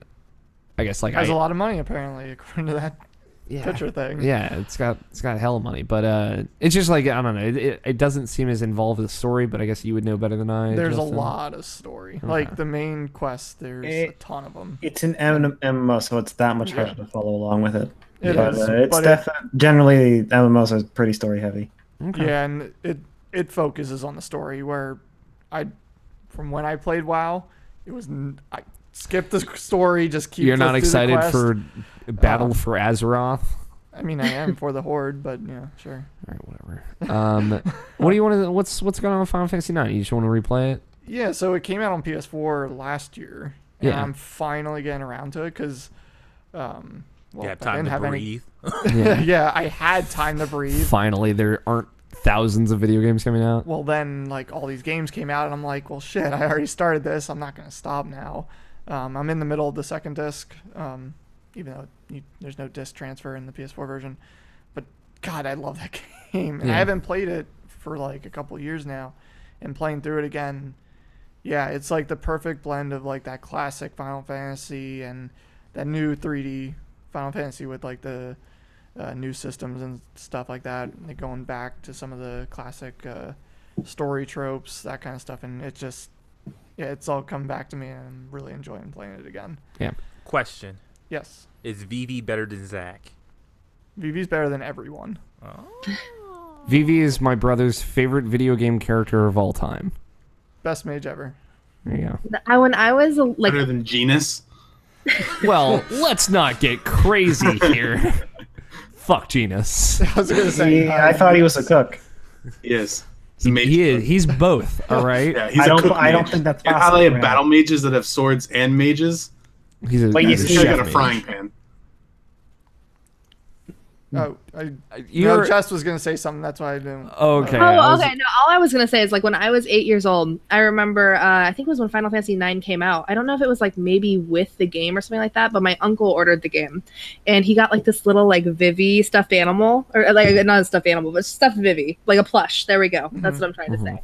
And he gave it to me, and oh my gosh, that was like my favorite thing for probably 6 years, and I have no idea like what happened to it, and it hurts today. Yeah, my brother had one of those as well. So Yeah, it was super cute. they're adorable. I'm looking at my Tomberry and Cactar in my display case right The now. Cactar's great. Nice. I love that Cactar. Nine's an incredible game, though. I love Final Fantasy 9. Yeah, and I'm glad I'm playing through it again because Kuja's one of my favorite villains too. So like overall, it's Cujo, Kuja. that the Saint Bernard horror movie. Yes. All of a sudden they get to a abandoned house and there's a dog attacking them. I'll tell you, you can't grow up with Saint Bernards like I did and not have everyone bring up Cujo to you. It's just like That or Beethoven. yeah, it's literally the 2 points of reference, Cujo and Beethoven, and like obviously like I had like my nose and everything bit off by the dog, and they're like, oh, he went full Cujo on you. I'm like, oh yeah, haven't heard that one before, you fucking asshole. Oh, man. Anyway, that was just a very personal aside. Although Sorry, I will brought say, back bad memories. I saw Jeez. all the Beethoven movies in theaters with my parents, and we love them. So, Aw. That's nice. yeah, it is. Nice family memory. A lot of them were straight to DVD, but I still enjoyed You them. still went to theaters to I still brought, I brought my Just like VHS you. tape to the theaters. You sat there, looked at the VHS tape while like while like Toy Story Watching- 2 is playing in the background. I'm like, this makes sense to me. What else have you been playing, Justin? I mean, obviously Friday the 13th still, but mostly because they brought out a new map and new Jason, if you want to call him a new Jason. Is he Fire Jason still? Is he Jason There's- X? There's no Jason X yet. Fuck this Is he game. Super Saiyan Jason? Well, if it makes you feel better, they put out the worst Friday the 13th movie, which is part 5, where it's not even Jason. Who is it? A guy named Scott? I forget his name, but It's it's just a normal guy. Like, It's a normal dude named Scott. and in the movie, normal like, they dude never. was- He runs He HQ. happens to have my face. He happens Yep. to have Scott Guthrie's face. Scott is Jason. Twist. Yeah, so I'm not surprised. I'm not but they have a either. new map, and it's pretty cool. Rude. At least a couple times I played it. What's his name? What's this guy's name? Do you want me to Google it? 'Cause No, I don't remember, 'cause Google he's it. horrible. What does he dress like? Does he dress like Jason? Yeah, he's just in a purple Poncho? yeah, that thing, whatever Jason wears. And then he has like a hockey mask with Jason like wears blue a- stripes instead. Jason wears a janitor's outfit. Well, then that's what this guy wears. I was gonna say I don't remember Jason wearing a purple poncho, but I was just going with it. Yeah, that sounds all right, actually. If he was, then he'd be the best Jason. Okay. I'm trying to think. Did you play a game that I care about, Justin? Well, And I we know- know I which know one that's- you're waiting Damn. for. So I'm waiting I know to that see seems really aggressive, but I'm really trying to get you somewhere. I'm building you up. Okay, well, I guess we'll go with Okami because I played through that recently. Did you finally finish it? I beat it back on the PS2, All but right, well. I beat it on the PS4. That's still the best Zelda game. All right. Well, I wouldn't go that far, but it's a very good one. Here, I'll say this. I have not finished Okami on PS4. I got to the final boss, but I stopped playing because they did this bullshit thing where the first week it was on the PSN. It was just, I was getting trophies and all that. Then they synced it to the trophies from the PS3 version. Yep. And I'm like, cool. I mean, I did everything in this game again for nothing, for just me. As soon as I was playing through, I saw the trophies. I'm like, why am I not getting anything? So I already had all the trophies that for beating the story, and I'm like, no, that doesn't feel It doesn't accomplishing feel anymore. It doesn't feel as special. It's bullshit because they were giving me trophies and they're like, no, we're gonna sync this. We're done with your fun. Sorry. Anyway, that's a petty thing, I know, but Especially when you're at the final boss. yeah, I mean, it's like I like doing all the extra stuff. The final scene of that game takes like 2.5 hours. Oh, it It's- does. Oh yeah, my Yeah. god! I saw And it's- Katie beat that game. I started making food and stuff. Yeah, I right. was like- It's like, well, first you have to fight all the bosses in the game again because this is a Wind Waker literally through and through, and then we're gonna have you fight 12 final bosses. And it's like, well, I got an hour and a half to kill, I guess. So, yeah, I've not had the time or interest to just sit down and do that for 2.5 hours, but maybe at some point. That game's good. Yeah, it's really good. Besides that, though, The Inpatient came out last weekend. Not worth $40. I'll Not say that worth up front. I'll say $40, that yeah. up front. You want me to Oh, play that's this? the not spinoff, but like the prequel to Until Dawn. Until Dawn. Yeah. Yep. So you play as kind of I'll just say person because I don't want to spoil it. In Blackwood. You play as Jesus. Yes. Spoilers.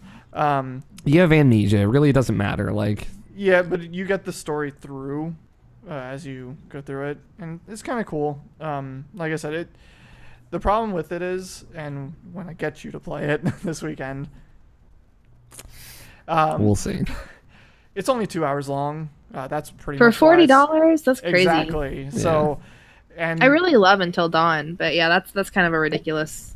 yeah, and on that Right. 2 hours, you are pretty much like there's a couple parts where you're getting like story, you're talking, getting some things on what happened, but like mostly it's just walk around in like a haunted house simulator in a way, and it has one really really great moment. Is it the jump scare? No, Okay. no. It I just- happens about like 3/4 through the game, and it only happens that once, and I was so disappointed because it's like the big thing in Until Dawn, so that might hint at what it is. Oh, got it. So they do that in this, and they only do it once, and it's just like, are you kidding me? The moment where the dingoes eat your baby. Yes. Got it. Yeah. Okay. There's the butterfly effect stuff, so like I'm curious what you do, if you do anything different than what I did, just to see how it goes. Because Can you kill everybody? Can you shoot Emily? I think you can kill everybody. I think you can get rid of everybody. Maybe you have to have one survivor though. You know, some people play that game and they didn't even get the option to shoot Emily. I'm sorry. Look how that's the response. But yeah, it's That's the darkest timeline, all right. Okay, so- but Emily is the worst in Until Dawn. Oh, like, she oh is. my god. Yeah. She's No, the like worst. my friend and I, we played those games together, and we still like one of our favorite things to do is like, it was just a prank, Han. Yes. Yep. Sorry, 2 teenagers died. It was just a prank. I mean, God. Oh, do I want to say it? No. Because it's one of the endings. No, don't tell me. Okay. Don't say that. Everybody dies. Everybody dies. Yeah, well, it's that's one of the endings in all That's video life's games ultimate ending. now. Yeah, really. If we want to get existential real quick. So yeah, it's like I said, that's the problem. Like, and you'll see when you play it, it's pretty much a walking simulator, and for $40 for 2 hours worth. I loved Until Dawn, and I still think that's. Yeah, fair enough. Yeah. But it has that budget though, like the acting and all that stuff. Like the cinematography is very well done. Does it have Peter Stormare in it? Sadly, no. Okay. This is in the past, so he doesn't exist yet. You don't know that. We don't even know if he really existed in that game altogether. He existed in my heart. He exists in that. The only place that matters. Yeah. Anything else? Well, the one you really wanted to know a story about, and that's the city. Yeah, tell me. All right, I'm going to give you 60 seconds on the clock, and I need you to tell me the story of Dissidia Final Fantasy NT. I'm Okay. so serious I right can now. probably do it in 10 seconds. Well, I'll give you 60, and I want details. Okay. Go. So there's this new world, literally called World 2. Ooh. Wow, super I know, original. right? I wonder how World 1 feels about World 2. Shitty. So there's these two gods, Materia and Spiritus. Materia is the good goddess, and then you got Spiritus, which is like this cool, badass, evil guy. They pull the good guys and the bad guys from all the worlds of Final Fantasy, and guess what? They have to fight. Done. That doesn't sound like great. No. I mean, I haven't played through all the story mode because of what I told you before starting the show. You have to unlock story. Yes. So while you play, you level up. What kind of fucked up reverse game is this? So while playing online, you level up your character. You can get like gil and stuff like that to get items. But every time you level up, or I think it's every couple plays of online, you get like these. I'm just gonna call them coins or medals or whatever. Tokens? Tokens, sure. And you put those onto this grid for a story mode that goes into branching paths, and you choose them, watch a cutscene for maybe one of them, and then eventually you get to a battle, you fight. And I only just got to the start of the branching paths, but yeah, I've been really enjoying it. I like the PSP games, so I immediately knew I was gonna buy this when they announced it. How's it look? Great. Like, it looks very good. It looks like a really good Final Fantasy game. Like, I'm trying to compare it to Final Fantasy 15 in my mind. Mm-hmm. Because there's more color, I would say, in Dissidia. Like, everybody looks very well. Like, you got X-Death, who's wearing this freaking, like, jeweled freaking armor, blue, light blue, gold, jewels all over it, and it looks really well. Is the Onion Knight in this game? Yes. Is he lit? I haven't seen many people play as him, and I have not played as him because I never liked him in the other games. So, Yeah, he's only all right. It sounds like you're a hater. I mean, it's Final Fantasy 3. Bart's is just better in this video. Okay, fair enough. Is Bart's in NT? Yep. Pretty much all the main heroes that you can think of and all the main villains are there. So the question, the real question, the only question that really matters in this whole conversation is, what's the interaction between Lightning and Noctis? Oh yeah. Um, Do they know that in an alternate universe they were once like gonna be in like related video games? I think they're not in the same branching paths. Like they all see each other right away, like to begin, but then they go separate ways, and I think he's on the other side. I need some moody interactions, like a Mad Eye Moody from Harry Potter and the Goblet of Fire ass interactions right now. Well, Noctis needs to find more boys since he lost his. He lost his boys. Yeah. Oh, his sweet boys. That you just made me so fucking sad right now. Imagining Noctis without his boys. Well, you can only have one. Who would you rather 13. have? Definitely not Noctis. Chapter 13. But his boys are with him in spirit. Yeah, he doesn't talk about them at all. My boys are always with me. I mean, you do a podcast with them every week. It's true. There you go. And now you're here. I am here. Okay. Do you like it? Yeah, after playing through certain characters, trying to find the one I like, I finally found the villain from 5, for people who don't know. And I've been having a more fun time online now that I actually got a grip with him.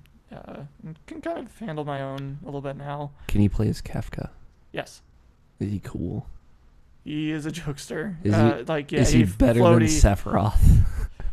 It all depends on how you think about it. Way to dodge the question, my man. No, I'm not, because obviously Final Fantasy VII's a fan favorite for a lot of people. So. Wait, would you say that Sephiroth has the range and Kefka has the flexibility? My god, is that a Mass Effect joke? I love you. Yeah. I gotcha. Yes, Garrus is my boy. He's all of our boy. So, like, there's a very, like, you can tell that Cloud is very overpowered a little bit because his attacks very flow into each other to be able to... Does he just stand in the corner and just charge up his bar? Yeah. Well, no, how it works is you have attacks that build points and attacks that actually deal damage to their HP. Most people do not have attacks that flow from building points into damaging HP. Cloud does. Yep, Cloud can just hit you with a combo and then immediately start doing that HP attack and hit you with it. And it's like, sure, okay, whatever. I guess I'll just sit here and just take it. It's like me playing Injustice 2 online. It's like, all right, I guess this is a show for one, and I was not invited. Cool, thanks for the 100% hit combo. Yeah. No, you never play Injustice Online. It's a bad time. Yeah, it's rough. Sometimes Batman will show up and be like, okay, I guess this is what real Batman would be like, so... But that's where the Dissidia part is fun, is the strategic, like, since it is 3-on-3, if you are getting your ass kicked by somebody, just start running away, and you know maybe one of your partners should come in from the side and probably attack them and get rid of them so you can start going after somebody else. So it is strategic, especially because they just, for this game, it is 3v3, whereas the other ones were 1v1. So I'm kind of hoping they do bring back a 1v1 mode. Would be nice. Sure. What are the tiers online? Like what's the most used characters? Who's S rank? I don't know tiers, but who I'm seeing a lot of is Cloud, Sephiroth. I just want to know who the third is. I knew it was those two. What about my girl Terra? I've seen her a couple times, not a lot. Does Terry use the Magitech armor? No. Ooh, that'd be cool. Oh no, I'm thinking of the. No, I'm not gonna mention that. No, she does not. I'm still trying to think of the third most. Yeah, it's Ryu from Street Fighter. I've been seeing Noctis, but not like a lot. Lightning, not as much as I was expecting. Tidus? Fuck Tidus. No, have not seen a lot of him. I'm trying to go through the list. Maybe Leon. Leon and probably Lightning are about What you mean, the ones Squall? Squall, sorry. Yeah, depending on what franchise we're in, we really have to respect his naming conventions. So, like... Fucking Yuffie calls him Squall one time in Kingdom Hearts 1 just to make me happy. I'm like, why the fuck does he go by Leon now? Like, I know is his middle name, but are we going to talk about it? All right, fine. Yeah. Yeah, I'd probably go with those 4 in a way. It's pretty much a popularity contest. The people who like that character go to it. I went to Kuja at first. So you're a fucking hipster. Sure. But I started one, not like him because he is floaty, and I like that about him. But he's very weak, so everybody kind of targeted me. Literally everybody, so it was like a 3-on-1. No. So I was just like, I can't handle this. I'm going to go with somebody that's more hands-on. But yeah. I really enjoy it. I'm probably going to play it for a while. I'm curious who the characters they're going to add are. Yeah. Because we don't have a villain from 13... 15. I don't think they're going to throw Bartandalus in there. I'm going to be real with you. I mean, I was thinking Sid. Yeah, I guess. He's in it for like all of 20 minutes, maybe. He does some stuff. He shows up, attacks you, dies. It's like, all right, well, we're going to be like this. And I guess the same thing with 15, though. You can't really... Yeah, Revis would be like the one. You could add, what's-his-face from 15. I got nothing. What's-his-face? The guy, the villain in 15. I can't remember his name. Starts with an A. Yeah. Oh. Okay. Orlando, whatever his name Sure, is. we'll go with Orlando. Arsenio Hall. Yeah, Arsenio Hall. But like people are thinking like some characters that were in the previous games, like Yuna was in it, Tifa was in it. Tifa sounds like just a no-brainer. Yeah, so She's got the punches and the kickses. Exactly. So there's probably gonna be returning people coming, but because they're missing like some characters, villains, like I said, and so we'll see. I got a question for you, Jess. Yeah. 2 questions. They're both about Tifa. So this is very relevant. In that one scene where Tifa fights that dude in Advent Children, how stoked were you? Oh my god, so He stoked. was stoked. Shit, Tifa was stoked to fight that guy. In that one scene in Kingdom Hearts 2 where Tifa fights Sephiroth for like a minute, how stoked were you? So stoked. Yeah. Same. I love her so much. Me too. Also, I was going to make a comment. So Tifa, I was able to adjust my reading it as Tifa for a really long time and start calling her Tifa. I refuse to call Titus fucking Titus. He is Titus. That's it fine. just sounds so much better. Well, what's your thoughts on Aerith and Eris? I always called her Eris, but I get that because that was like Japanese versus like the English translation. Yeah. So that's, but like, I don't know, with Titus versus Titus, it's just like, Titus just sounds so stupid. I just can't say it. I can't bring myself to say it. Well, it's like Zidane. I always Is it not Zidane? No, it's Zidane. That's dumb. Exactly. And I I'm say like, Zidane. wait, are you like? I love 9, and when I heard it's Zidane, and I'm like, have I just been lied to all my life? How about this one from Final Fantasy VII? Yeah, we're gonna start calling it Mako now. Oh yeah. Oh yeah. Yep. Not calling it Mako. Sorry, it's gonna be Mako till the day I die. And I hope they course correct say, in see the what they do in Final remake. Fantasy VII remake. They have a chance to right that wrong and not call it Mako because that's fucking stupid. Let's call the energy of our world Mako. Yeah. That sounds like a bad Avatar villain. Avatar: The Last Airbender. That was from the Guillermo del Toro movie. You mean like the actual character's name, Mako? No, I mean like someone would be a one episode villain, like the guy with the third eye from that one episode of Avatar: The Last. Boom Man? Sparky Boom Man. His name was Mako, and it was like, yeah, Mako, what a dumb name, right? And then everyone moves on. He says it's a fun joke. Anyway, can we take a break? Sure. Yeah. Okay. You're done with your games, right, Yeah, Justin? that was it. Okay. We'll take a quick break. When we come back, we got more games to talk about, some news, maybe some questions. I don't know. We'll see what the world holds for us. What's 1 + 1? I think it's 2. 11. We'll be back in just a little bit. Choo. I have to pee very bad. I figured. That's why I kept checking my watch, Justin. Oh, It's just a thing I do when I have to pee really bad. well now I know. It's pee It's a o'clock. new Show feature clock. of the Apple Watch, like bladder capacity. No, that's what I need. I will be right back. Do we need to like turn off our recording thing Nope. or anything? No, don't touch it. You keep it going. I did. So. Sounds good.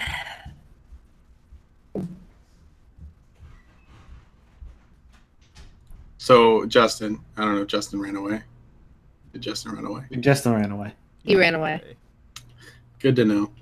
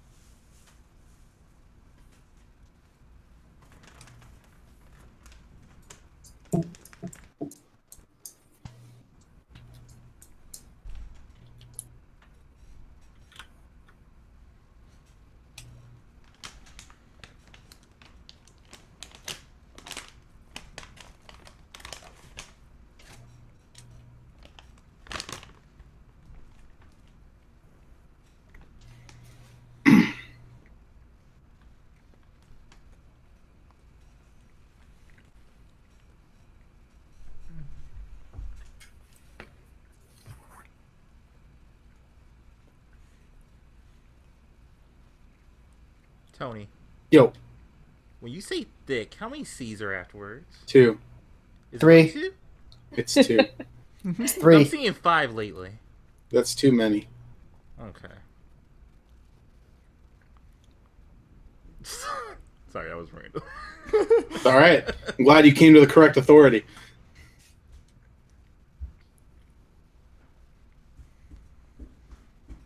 Yuck.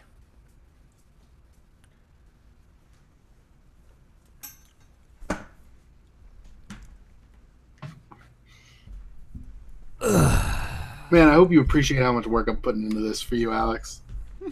I mean, I know Jacob Bryant will, if that makes you feel any better. Because it's like a lot of work that went into this. I'll take some.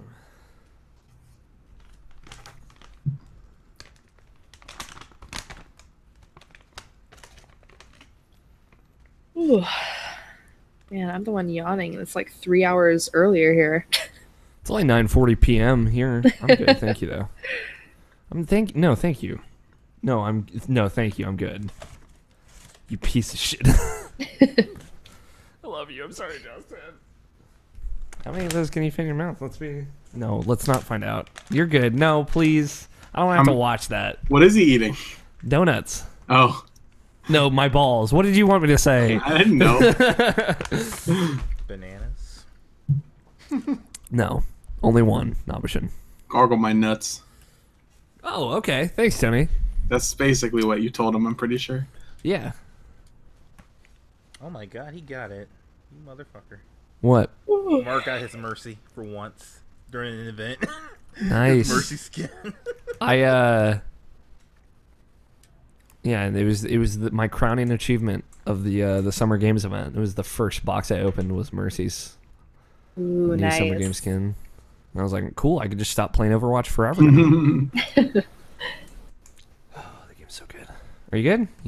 Are you Nope, I'm going for 3 next time. No. Scott, you're here? I'm here. Let's do this. Hey, welcome back. Hey, Hi, Justin. hi. Welcome back. Surprisingly, I'm still in your house. Tony, I imagine the games that you played is pretty much Monster Hunter. Yeah, you imagine correct. Any other games? I mean, I could talk about Black Desert Online. No, I'm good. Thank you, though. Please tell me. Don't. I mean, because I could. No, we're good. We had our Black Desert But, like, Online. actual things happened this week. No. Shut it down. It has not been 3 to 4 weeks since the last Black Desert Online update. We have standards to abide. Scott, what about you? I'm telling Scott. I don't care. Because Scott and I don't talk about this much anymore. Listen. I wonder why. No, we both still play. I know. Don't get me wrong. Hey, man, fuck you. Let's see. What I've been doing is I've Wow. Okay, fuck you guys. I'm leaving. I'm off the podcast. Bye. I got 3 more spirit orbs. Okay. 12 more shrines. We almost played some Don't Starve. Okay. It didn't happen though. Damn it. Someday Yeah. you'll find out what happens in summer. Someday. I mean, our save is still looking pretty good. Okay. Where'd you guys get to spring in your save? We are almost at spring. The current to-do list is to get a raincoat for the robot before he gets rained on to death. Got it. That sounds terrible. That sounds like a bad way to die for a robot. Yeah, he constantly takes damage in the rain. Can you get an umbrella in Don't Starve Together? You can get an umbrella. Okay. That's cute. Yeah. You can make a pedal umbrella that will not keep you fully unwet. You know it. I said know, Sounds good to me. You know I don't like to be fully unwet, so A-okay with me. Okay. Any other updates? Not particularly, no. Okay. Nabishin. What? Video games. Fill me with video games, Nabishin. Every orifice. All right. Whatever. When did we go back to Winston? Good point. What you been playing, Nabishin? I'm Pretty much most of the same stuff that I've been playing. Like I said, I did get Celeste, but I haven't really gotten to it. I just beat the first chapter, so there's nothing too much I can say onto that. More Dragon Ball Fighter Z. That still is my jam, still my jelly, still my thing that I really enjoy. Played a lot of Mass Effect, beat Mass Effect. Yes. Then I went to I beat the Xbox version, and then I was like, I could go straight to Mass Effect 2, but I still wanted to be somewhat on the same pace with Katie. But she's about to go to a con, and she's on crunch time right now, so she hasn't even like played that game in like weeks now. So like, I'm still trying to wait on her before I actually like go back into Mass Effect 2. So you're a good person. I if it's Mass Effect 2, I couldn't wait. Yeah, so good. I mean, like, cause like this is her first time going through the series, so like, you know, like I wanted to be somewhat on the same page with her. So like, if she had any questions, I can answer her right away. If she want to know like the quick ways through that game, you know, I'll just answer her right away. Yeah. So like, cause she's like, you know, you're playing Mass Effect 1 for the first time again, so like, it's a big struggle when you're the first time you're playing that game. So, I just wanted to be with her as far as like as far as getting through that game. So, yeah, I'm just waiting for her on that. And so like, because like I beat that game, I was like, well, fuck it, well, I might as well just take my time to like actually get the platinum in the PS3 version. So I played through that game again, beat it again, beat on Insanity, which was great. Actually, it was terrible because like it's so bad on the PS3. It's really really bad. Like having done the hardest difficulty in Mass Effect 2, I cannot imagine doing it in Mass Effect 1. It sounds miserable. Mass Effect 1 is not that bad. Honestly, it's not that bad. Like, because like, can you remember the worst part as far as like frame rate in Mass Effect? I could tell you the answer, but I want to know if you remember. Ooh, I'm trying to think. Does it have anything to do with Rachni? No. Okay. But it has to do with Saren. The last boss fight was Saren. Oh, like, yeah. It's like when he does that bullet thing, and like the frame rate just goes to shit. Like when you do it on PS3, because like I've done this so many fucking times that like I mastered it. It's like as long as you like lift Saren, he can't fucking do anything, and then like you just shoot him down, and he's pretty easy. But like the frame rate on PS3 got like so bad, it got to like literally like maybe like 7 frames a second, and then like it just locks up my system and did it like about 3 or 4 times. So like I had to like do that. I had to like beat him like very very slowly and methodically, like more than I'm used to. So like that was just a pain to get through. Just like literally just like, oh, this is taking forever. It's not that hard because I know what to do, but it's like I can't do it my way because like it will like lock up my system. So that was just terrible. Yeah, I ended up buying the whole trilogy on Origin, so I have it on my PC, and it's actually not too bad. Because I'm not like a PC master race person at all, but it actually like runs pretty okay on PC, and I'm playing it on hardest difficulty. I like wanted to go back through and beat them all on the hardest, and it's not too bad when you don't have the frame rate problems. But yeah, for sure on PS3 there are some big issues. Yeah, and like on Xbox One, there's no issues at all. You know, like it's upgraded and all that other crap. And it wasn't even an issue on 360 either. Like, wait, Mass Effect is available on Xbox One? Yeah, backwards compatibility. Oh my god, it is! I never even thought. Oh my god, I just got my tax return today. Should I like literally? Maybe I'll go out and buy an Xbox One after this. Dude, I might do it. I don't know if you have the disc for 2 or 3, but like if you have the disc for those work on backwards compatibility as well. Oh my god! Because you can't buy them digitally because they were never digital on the Xbox store for whatever reason. But if you had the disc, they totally work on there. This show might have just changed my life, you guys. Like, might have just changed my life. I don't want to brag or anything, but I mean, we get this a lot. It was literally the reason why I bought my Xbox One, because I could play Mass Effect on it. I was like, fuck yes, like I'll do that right now. Yeah, I mean that's like what I'm waiting for. I'm sorry, I don't mean to like put us off topic or whatever, but that's like what I'm waiting for with PlayStation is the trilogy to be remastered. And like I don't know when that's gonna happen. They're working on Anthem and doing whatever. Yeah. I'd say if ever, especially with how Andromeda went. Well, and it seems like we don't talk about that game. It doesn't exist, okay? I liked Andromeda, okay? Listen, we just don't have to talk about it, all right? I didn't say one thing or the other. We just don't talk about it. First rule of Mass Effect: we don't talk about it. I First thought it rule of was fine. I thought it was fine. Well, all right. I'm glad you got something out of it. For sure. Yeah. It was different on this show. So. Am I gonna cry if I listen? Probably. If you listen to our Game of the Year podcast, yes, almost guaranteed. But there are some feelings.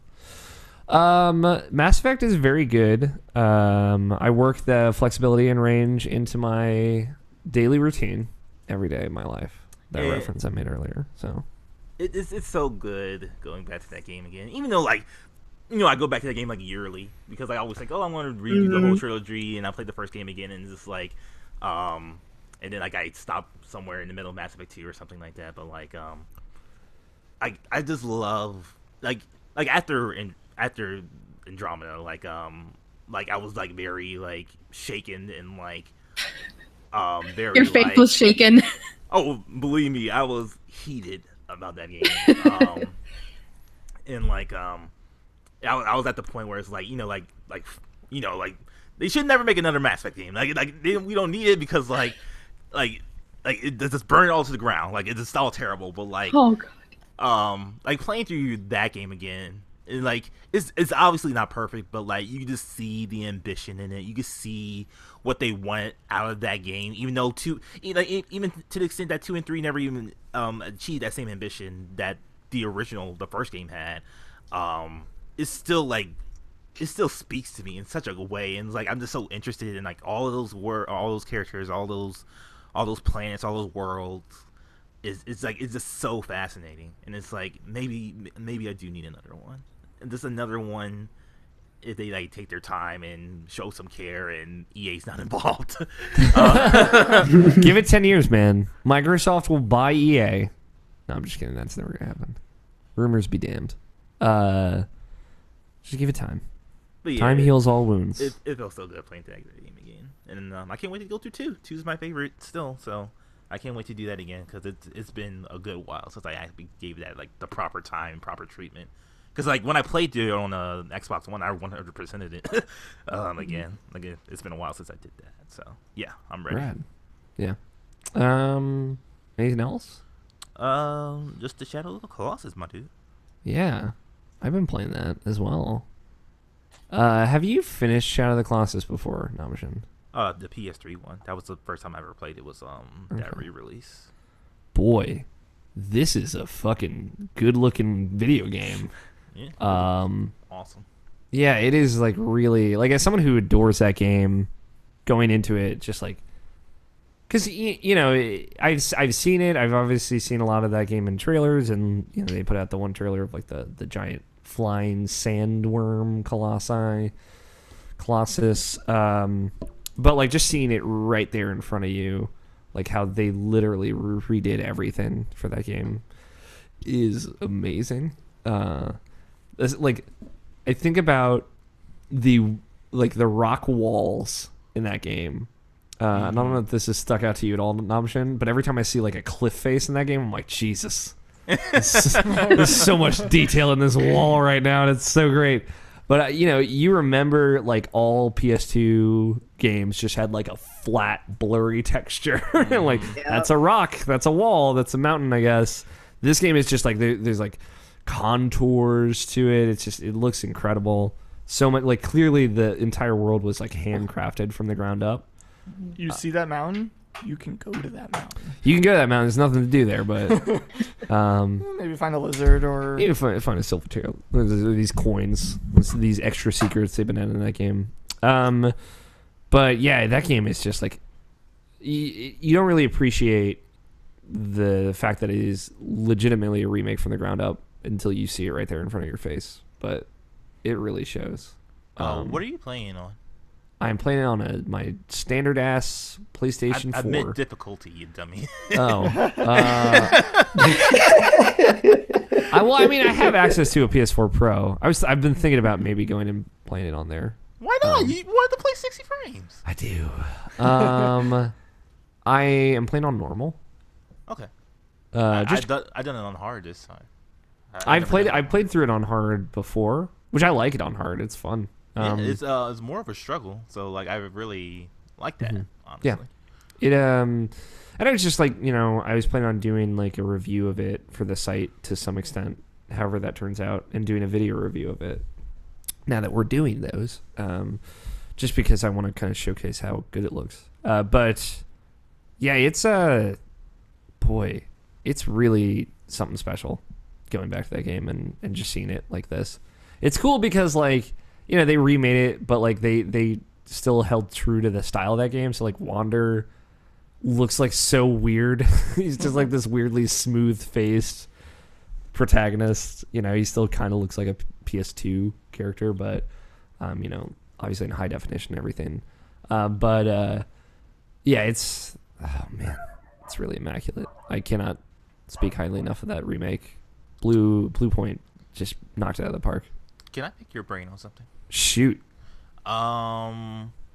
So like with this game releasing again, like the pretty much the conversation is about like controls again, like controls in general, like controls in video games, and like I just want to know your thoughts on that. It's like this controls in general, like I think literally for people who actually play video games, like everyone in this group obviously, like it seems like controls per se shouldn't be too much of an issue as far as like getting around something, because like obviously we can have our standard controls, we can all have our first person shooters play like Call of Duty, and which is fine, but like sometimes something wants to be different, and like I think we're all savvy enough to like adjust our mind and mindsets and try to play something differently, like like playing Breath of the Wild and like having your jump button be in a weird place, and like you're getting used to that and stuff like that. So like I'm just thinking like are controls really like an issue as far as like is it a real criticism anymore?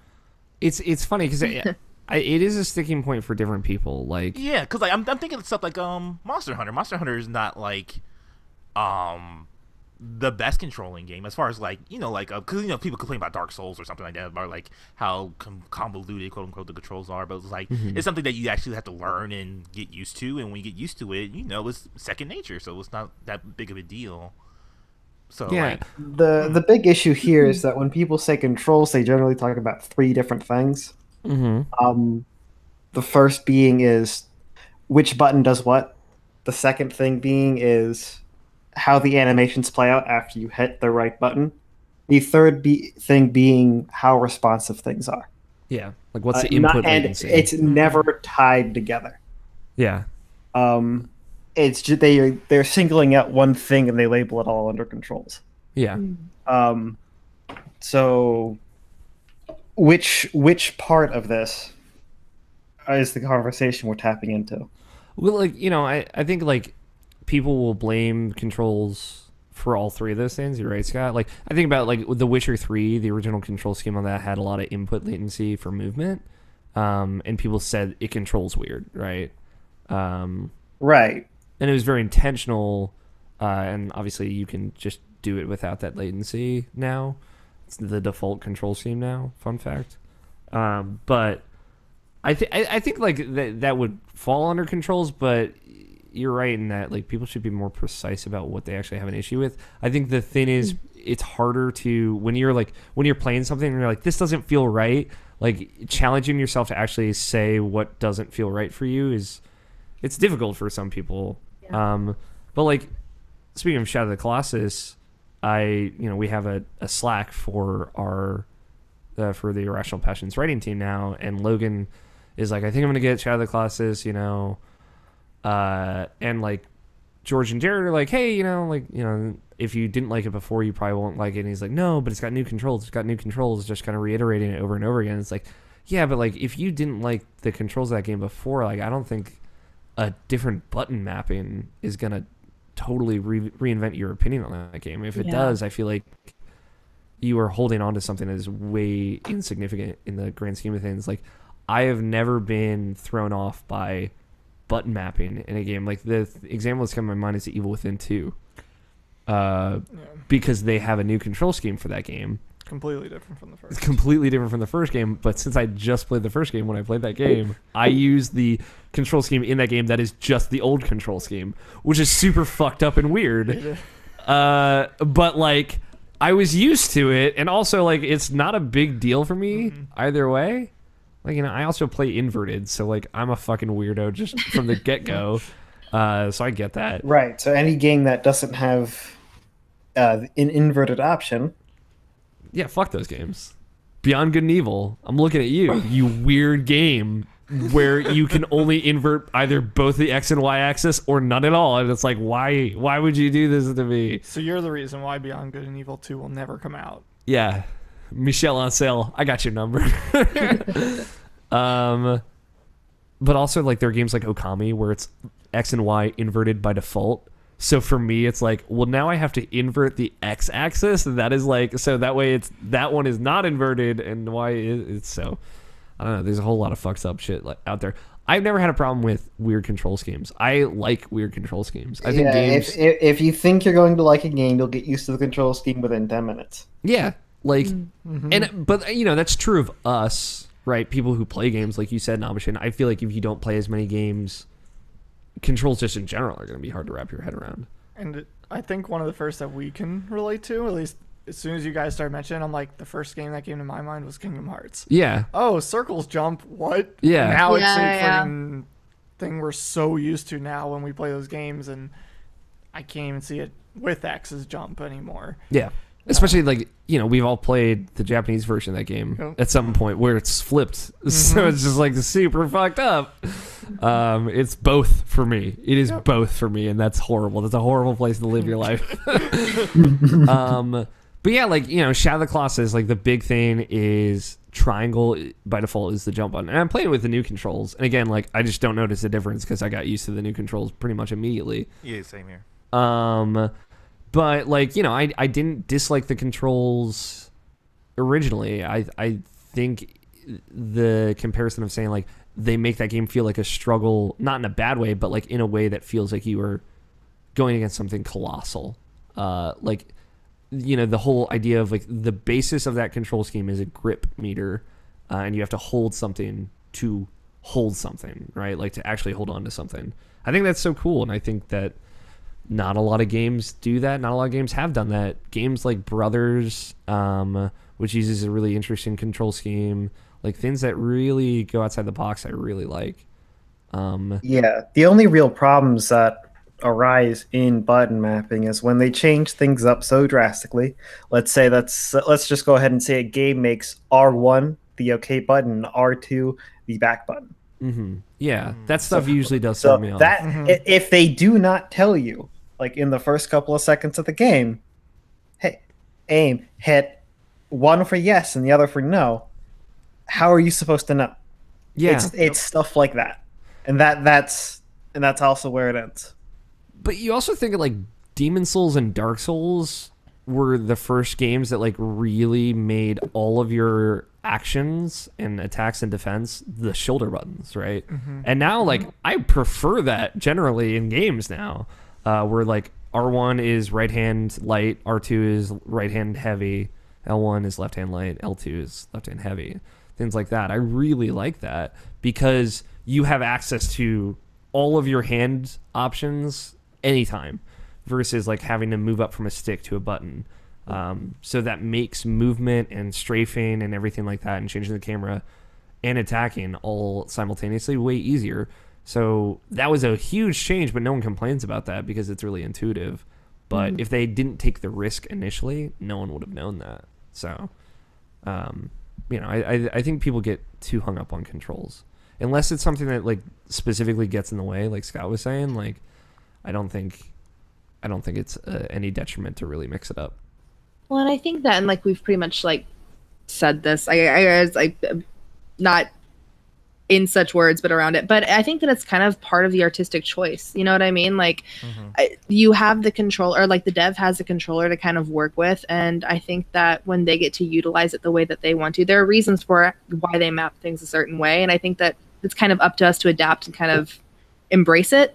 I'm not saying that it's always good. I'm just saying that I don't know. I think there's a reason for it, and I think that it's good to try to adapt. Yeah. And the best thing is like obtuse controls that make you think of the controller in a different way.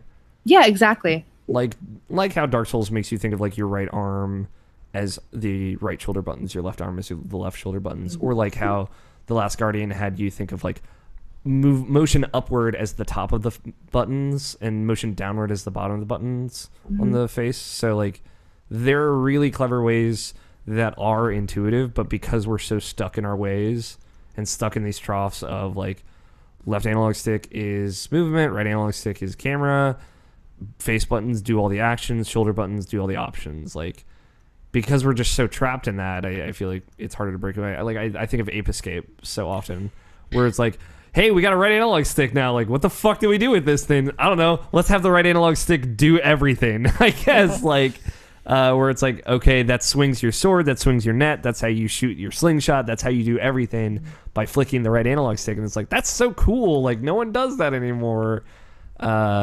So I don't know. I think they're cool. There's cool shit you can do with controls, and if you don't like button mapping, like I said, I feel like you're holding on to the wrong thing.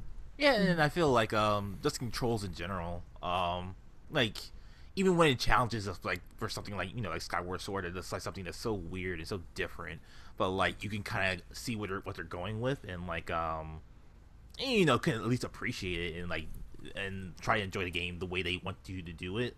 I think that's like a cool thing, honestly.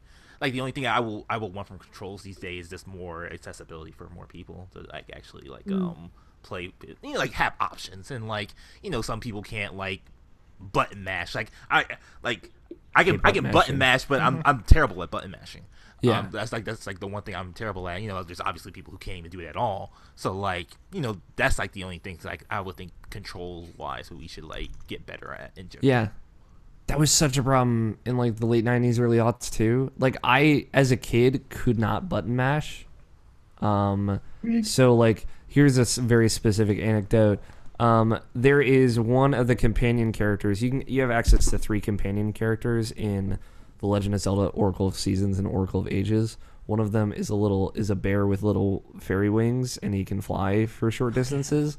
But you have to mash the jump button to make him fly. And I couldn't do it, and you had to use him at specific points in the game. So I'd have my mom do those parts for me. Thanks, Mama. Oh my gosh, that's wonderful. Yeah. So, and basically, you can play that game in a way where you can choose which one you get. And one time, like I chose getting the bear by accident, and I restarted the whole game, so I didn't get him. So. But mashing's fucked up, is what I'm saying. Anyway, Shadow of the Colossus remake is superb.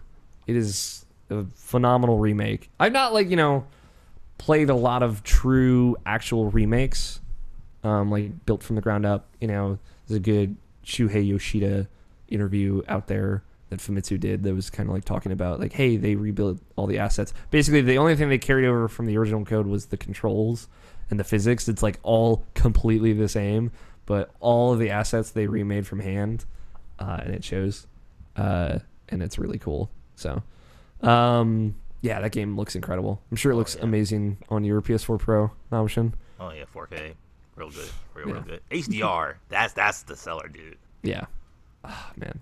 But yeah, that game is still beautiful and somber and just magnificent as the first time I ever played it. I remember that like Shadow of the Colossus was one of the first games I played where like I felt something but I didn't know what it was.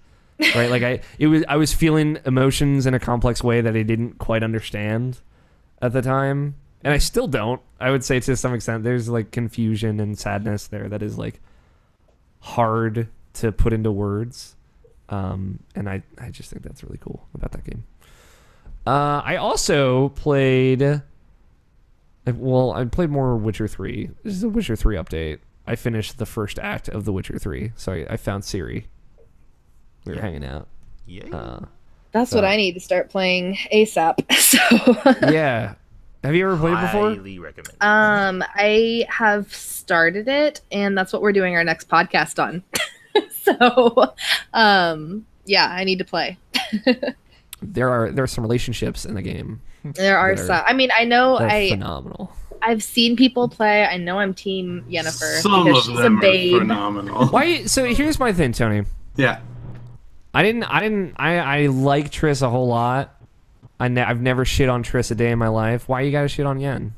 Because she's not that good. I think they're both garbage. Fuck you guys. She's pretty shit. I think everybody's a winner. Thank you, Justin. I don't know anybody's character's name except for the two you just mentioned. So. There's a guy named Zoltan. He sounds pretty cool. He's a dwarf with a mohawk. Okay, now he is cool. Yeah. Yeah, Zoltan's pretty cool. There's a side quest with Zoltan where he's in the game of buying and reselling Gwent cards for a higher price. He's literally the Tony Horvath of the Witcher universe. Hey man, I could accept that. Yennefer is a phenomenal character. And if you're already Team Yen, I will say, go in with an open mind. That's all I'll say to you, Jess. Because Triss is a phenomenal character as well. No, Triss seems cool too. Both of those characters are phenomenal to me. Like Yeah. Trish is more my type, but like it's just like Yennefer is just like she's so intoxicating. It's just like, I have to talk to you and let's get to know you. And Lilac and gooseberries, man. There's just like really great dialogue built around those characters too, and the relationship they have with Geralt is both very different and very similar. So I highly recommend it. Yeah, that's a dense AF game. Though. Yeah. There's a whole lot of that game to go around. So yeah, I got to the end of that first act, and I kind of put it down. We'll see if I go back to it at this point. Now video games are coming out. I also played a little video game called Rhyme, which is free currently for PlayStation Plus members. When was the last time you played one of those free games? Well, Knack just came out, so... So Rhyme, it's cool. It's got an aesthetic very reminiscent of The Witness, I would say. Like that same kind of very colorful, simplistic, cel-shaded style. You play a young boy walking around an island, chasing somebody in like a red hood cloak that is, it kind of looks like the cloak from Journey. But you're kind of doing these interesting environmental puzzles where like the mechanic of that game so far that I've seen, I think I've gotten through like the first act of it. I don't know how much to that game there is. But you're like shouting, like you shout at statues and then they light up and send light out of them. Like that is the main mechanic, and you're usually like moving blocks around or moving these lights around to shout at them so as to light up different things, which is kind of cool. It's weird. I've not played a thing like it, but like sometimes you have to arrange like 3 of these little statues near each other so that way you can stand in the middle and shout, and they'll hear, all 3 of them will hear it, and then it'll trigger a door opening or something. You like also let it all out. You can, depending. It just depends on your feeling. If you're Shout 2000 by Disturbed, a weird cover that nobody really asked for, but we all got. Yeah. Yeah, that game seems cool. It's very pretty. It's definitely got a lot of performance issues. I'm playing on a standard PlayStation 4, but it's very hitchy on the frame rate end of things, but which I know is a big complaint about it when it came out. It seems cool though. It's just kind of chill. No one's chasing me. There's like a little cute fox guy who runs around and little leaves follow him while he runs around. He's kind of leading you through this island. You're shouting at stones. It's a trap.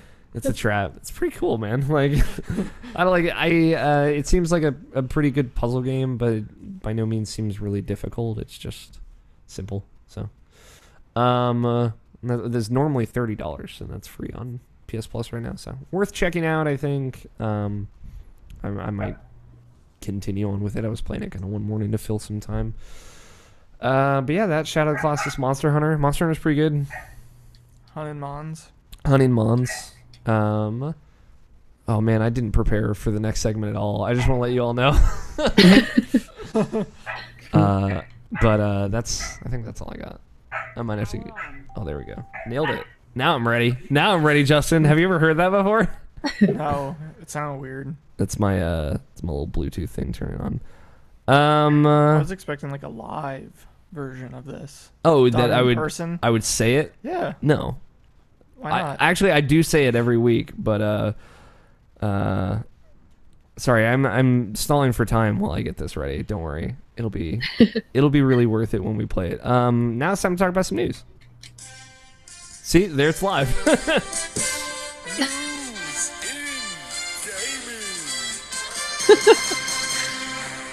I don't know why it didn't connect to my Bluetooth thing, but I'll just make that sound good in post. Y'all get the special treatment.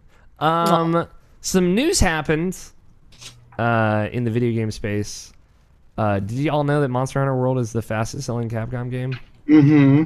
I heard that. It's pretty crazy. Which I imagine the one before it was Resident Evil 5. I don't know if this article says so. But yeah, it sold 5 million units worldwide on PS4 and Xbox One. As of February 9th, it is now 6 million. As of today that we were recording this. Yeah, I think You that get 5 some million. free items in Monster Hunter World because they hit 6 million. Yeah, there's like login bonuses now. And this is just the first 2 weeks. Obviously, it's still. Oh my still gosh, going it has strong. only been 2 weeks. It's crazy. Yeah. Wow. Everyone's talking about it, so. I hope you got your Horizon Palico gear because you can't get it anymore. Yeah, it's gone forever now. I didn't get it, so But I think that it'll Which is so come weird. back around. it'll probably come back. Yeah, especially for a PS4 exclusive. That's really weird. It's cool, you know. Like obviously, Right, you'll be able to get Hunter gear and make you look like Aloy soon. I think. Aloy. Aloy. Are you playing a Lady Hunter, Alex? I am playing a Lady Hunter. She Everybody is. She looks super cool. I don't I want to think brag or that- anything. I think there's cool armor for both genders. Yeah. You said the female looks better, right? I think so. Okay. It's I think weird the 'cause, like, female armor is cool. There's been like criticism that like some of the armor in this game, like that most of it's revealing or whatever for females. I disagree. I think there is more male revealing armor than female revealing. There's like literally one set for females that's sort of revealing, and it reveals some thigh and your back. Oh boy, That's sound man. the alarms. There's a couple sets for women where like I kind of get it, but at the same time, like none of it's as a woman, though I can't speak for all women. None of it's really bothered me. Yeah, and then there's like 1,000 sets that are like giant metal like armor skirts, and you're like, all right, let's go. Yeah. I will say my lady character is completely covered. Mhm. Mine too. And I have like a different piece from like 5 different sets of armor. Yeah, that's kind of the way of things. Like, I look like a nightmare. you kind of go through. Fashion-wise. You go Whatever through floats your like boat. you go through a couple of phases. Either like in the beginning, either you wear leather armor for like the entirety of low rank, which is what I did, or you just kind of make whatever you can make, and you kind of look weird. Then at the end of low rank, beginning of high rank, you build like one set and you look cool for a while. And then when you start to want to do a lot of damage, you need to make mixed sets so you kind of look weird again. Cool. I like looking weird. Yeah. Right now, my character's like super hot. I'm really proud of her. Sick. My my Palico looks Yeah. like my. Tell my me about your Palico. The Palico armor is so good. I love not- it. I've not All of made it any is Palico good. armor There is yet, no so bad Palico armor. his name is Gus, like my real cat. And he's beautiful and I love him. There's that scene in the beginning where you get back to the new world and like you're trying to go find your Palico and you see your Palico like confused looking around, Yeah. and I almost started crying. And then the good part is that your Palico goes to the handler, not you. And you're like, wow. And- Where's and your I'm- loyalty? I'm behind the handler like, this is bullshit. Gosh, what is wrong with you? I thought you loved me, Gus. So here's the thing. One, as a follow-up, the 6 million units, it's shipped to retailers and digital sales, so it might not necessarily be sold through, but still good. Second thing is, why did no one in Monster Hunter has a name? No. Why? That's so weird. Why are you field why commander? Did they need a name? Because I want to know who you. I want to know your story, man. I want to That is know. the There if story. you want it, but like they don't need a name in order to have a story. Like, I want to connect like with them. okay, but would you rather have the chef be named Larry or the Meowskiller chef? Come on. I want the chef to be named Larry, the Meowskiller chef. What's so funny is for me, I just had like a Fight Club moment where you realize like, he was actually Tyler the whole time because like I didn't even realize they don't have names, but they don't. Like I was just thinking about it, and I was like, oh god, wow, they really don't have names. The person you talk to is just called Handler. Yep. That's fucked. That's Handler fucked Chan. up. That's fucked up. Handler Chan. Handler Chan. Yeah, man. Damn, it's Fuck weird. with Handler Chan. Me and Jacob Bryant. So I didn't say this earlier. Jacob Bryant was like, "I'm gonna get Monster Hunter. You're gonna play with me." I was like, "Okay." There was another sales factor, and then he bought it, and I'm like, "Well, now I have to buy it because I don't want I don't want to like end this by saying, hey, I really don't want to send the $60. Sorry, bud." And he's got it now. He's like, "Well, way to fucking go." But we decided that we're gonna refer to Handler as Teresa. That is her name now. Her name is Handler Chan. It's Teresa. She's got a real human name now. In the new world, we all have names. I mean, that's fucked up. That's like if you just decided my name was Jeff now. Yeah, Oh, right. hi, Jeff. I could do that. In Irrational Fashions, we all have new names. Welcome to It America. wouldn't be any less fucked up.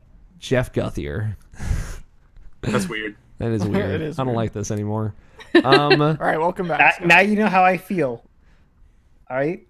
Teresa is Now not a stop weird this name. madness. So the Electronic Entertainment Expo, E3, as it is sometimes known, they're selling public passes again. As they did last year, they will be on sale Monday, February 12th. So by the time you hear the audio version of this, they will probably have already sold out. Probably. So apologies. But the first 1,000 tickets will be $150. The rest, which will be, I guess, 14,000 after that, will be $250. And yeah, I expect it to sell out pretty much right away, like it did last year. Going this year? I wouldn't go. I would not pay for a public ticket to go. I know that sounds super pretentious. I don't mean it as so. You know, it's not off the table. We're gonna see what happens. Maybe this is the year that I go to E3, Justin. The year IP goes to E3. Wow. And by That's IP, a it's probably twister. just gonna be me, because no one wants to fly out to LA in the middle of June. Actually, now I'm thinking about it, I might not be able to go, but for other reasons. But yeah, I don't know. I'm interested to see. They have not said if they are gonna clean up their act versus last year of like kind of like not a lot of things available to the public. Yeah, that's kind of. Oh, sorry, I'm gonna cut you off, but no, No, I you're mean fine. like that's kind of what I gathered from just tweets and like hearing about it last year with the public access. Like, it sounded like the people who were actually there like knew less about what was going on than anybody watching at home, and it was it made me question if like, because I've always been like, oh, I want to go to E3 so bad, it'd be so cool. It made me question if like that's actually something I would really want to do. Only with the press pass. Yeah. Exactly. It's just like, a lot of the coolest things you hear about from E3 are like the closed door demos and theater demos and whatnot. So it's like, without that press access, it is hard. But, like E3 is built from the ground up for press. It is very much grounded in that. So like if they want to make this a public show, they have to kind of change how they're building it. Which, you could turn E3 into another PAX pretty much, but like then what's the fucking point? It's just like then it's just the press conferences and then cool, there's just another PAX, which I get, that's fine. But I mean, E3 is so different from what it used to be. That's also true. yeah. I mean, like, cause I think like even like last year, I was like kind of opposed to like having like the public going to it. Not really because it's like E3 is a sacred thing or something like that, but it's more of like I kind of want the press outlets to do their job and like and like, get the coverage and like not be stopped every 5 seconds to like take a picture from somebody or have the halls even more clogged up because they're struggling as it is. So it's just kind of like a inconvenience sakes it feels for me. Yeah. I completely agree. Yeah. So I mean, like the coolest thing about E3, I think, is like as a consumer of video games and a fan of video games, like outside of the press, is like the things that people get to make at E3 that the people that are making content that I follow and enjoy, like the Giant Bomb E3 show and whatnot. So yeah, it's odd. We'll see. And I think how it goes. is a statement too when it's like, hey, I'm from IrrationalPod, or hey, I'm from Kiss Kiss Gang Game, and like I made it to E3. I'm able to go to the press stuff because I earned this more than like I bought a pass for it. Yeah. Hey, I'm Tyler Treese, and I'm going to E3 again. Whatever, Tyler, wherever he is. Fuck you, Tyler. I'm just kidding. I love you, Tyler. Nintendo is letting you buy Switch games with Nintendo points soon. Oh yeah, I heard about that. Finally, my Nintendo coins will be free from their terrible prison. You'll have 1 month to do it though. You don't use it that March, they're fucking gone. Yeah, they're gone forever. Which, you know, I'm pretty much used to that with Nintendo at this point. So. Nintendo in general. Yeah, exactly. Nintendo. Yeah, so if you were unfamiliar with the My Nintendo program, which like they turned off, they like stopped and then they redid it again, and it was like kind of basically the same thing. Also, I just want to throw that out there. You can register. There's a code that comes with all Nintendo games. If you buy them digitally, as long as it's linked to your account, they'll auto-register. If you register games and take a survey about them, you get coins that you could usually trade for like physical prizes like posters or Hanafuda cards, things like that. I have those. Yeah. I have a lot of posters. There are posters hanging up in this room that the people watching can't see. 3 of them that I got from those. 2 Link Between Worlds posters and a Zelda 25th anniversary poster that's really nice. But now it sounds like you can just trade them for that good Switch money. But what's cool is you can trade like 300 points for $3, but you can pay partially with points and partially with actual money. So if like you can get a little bit off of something and then pay the rest. So that's cool. So it seems like, you know, a good way to finally make it on that stuff. Could be better. It could be better. But you know what? A lot of things could be with Nintendo. I'm taking what I can get here. So you'll be able to do that through their site. It's only through March, right? Yeah. Or for the gold coins that you have right now. Yeah. So from that point on, you're gonna have to get some fresh coins, some of that good fresh cash. The only other news story I pulled, there's a rumor going around. It seems to be confirmed by Eurogamer, who they're good with the rumors and with the Nintendo rumors specifically. Through a lot of job listings on LinkedIn of all places, and some funny wording and phrasing, it sounds like Bandai Namco will be the people developing Metroid Prime 4 for the Nintendo Switch. Sounds like sources have confirmed to Eurogamer that this is true. The team specifically is made up predominantly of LucasArts Singapore staff, who were, among other things, working on the canceled Star Wars 1313.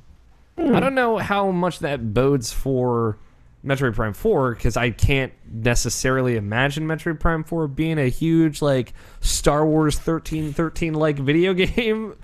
But as far as like spacefaring stuff, like, you know, they had a very ambitious idea and some pedigree behind it. And currently, all we know about Metroid Prime 4 is that it's announced. So that's cool. Like that's a cool team to kind of get a new crack at that kind of game. But it's essentially listed as a secret, ambitious AAA first-person shooter exclusive to the Nintendo Switch. First-person shooter / adventure game, which is Metroid Prime. If you guys haven't heard, the gospel. How do you feel about Metroid, Jess? You know what's funny is I really haven't played much. All right, now you can. Yeah, that's just about everything. Yeah, that's I enjoyed most people. So I enjoyed Fusion and some of 3, and I just never got through 3. Okay. It's funny. I had a nice little dinner date with a friend of the show, Dustin Furman, and his wife a couple weeks ago. They were in town, and he told me he just played through Super Metroid for the first time recently because he played on his Super Nintendo Classic, and now he's playing through Metroid Fusion, and he doesn't like it that much comparatively. Which I'm like, okay, I think Super Metroid may be the better game depending on the kind of things that you like. But I think Metroid Fusion's great. It's my favorite of the 2D ones. Yeah, it's super fun. It's got great art too. Like just the way that game looks is really phenomenal. So, Metroid is very good. I need to get on it. I know. I mean, the cool thing is I would love it. I'm sure.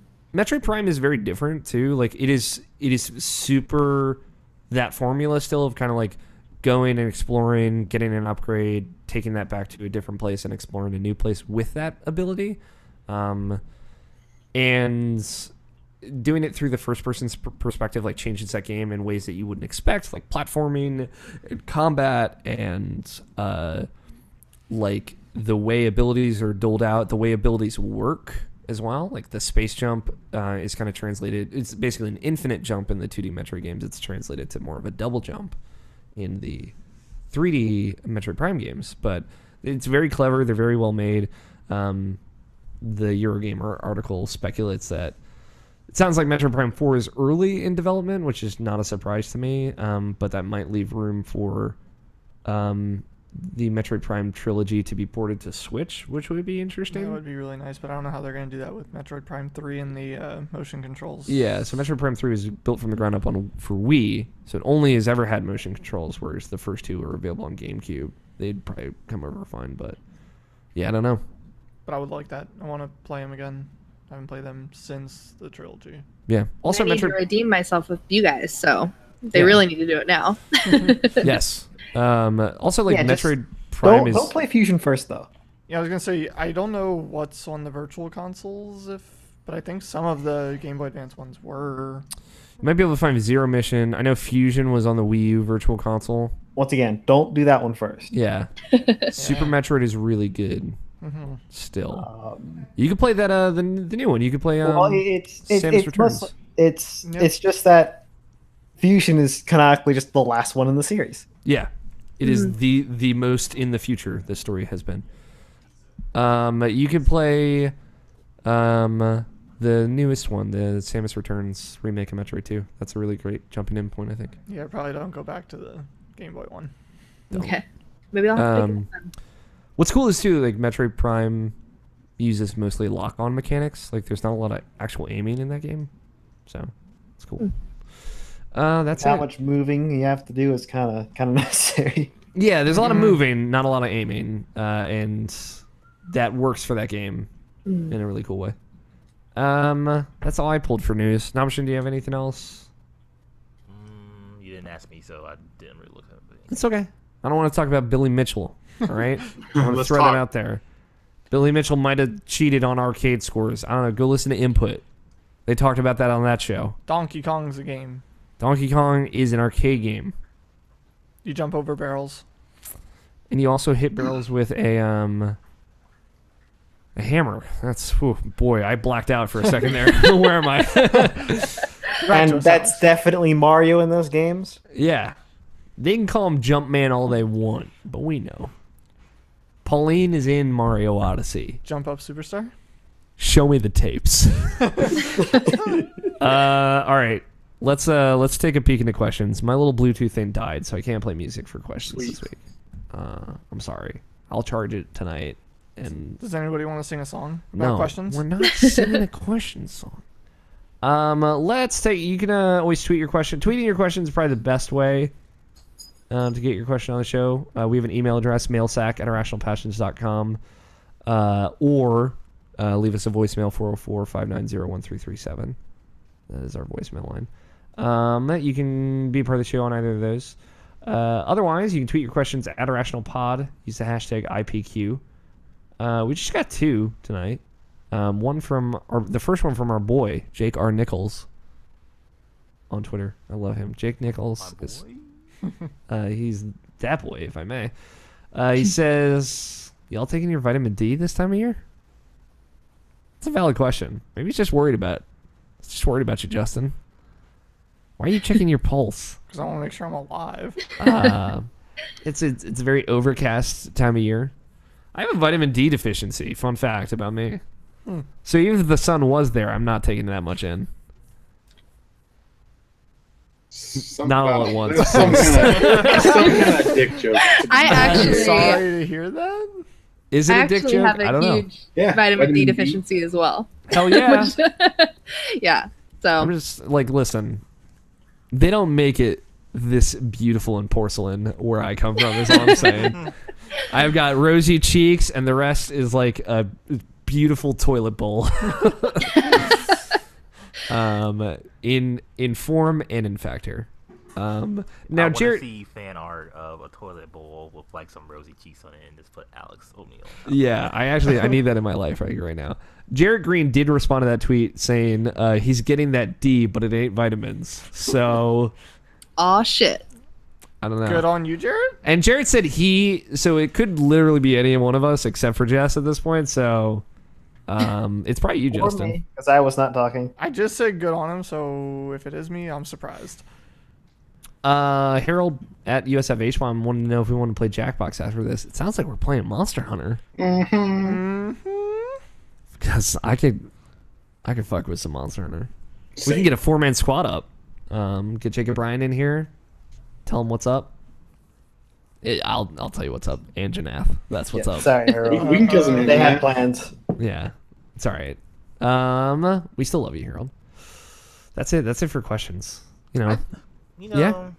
I think I'm done with lie. As far as like, whenever I get like a game, and it's like, I should play multiplayer.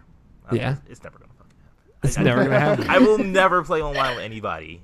Bro, ever. just play Monster Hunter with me. Just do it. You know, we say this all the time, Tony. We literally say this all the time. And I'm gonna make it happen. Never You happens. don't understand. It I will never make it happens.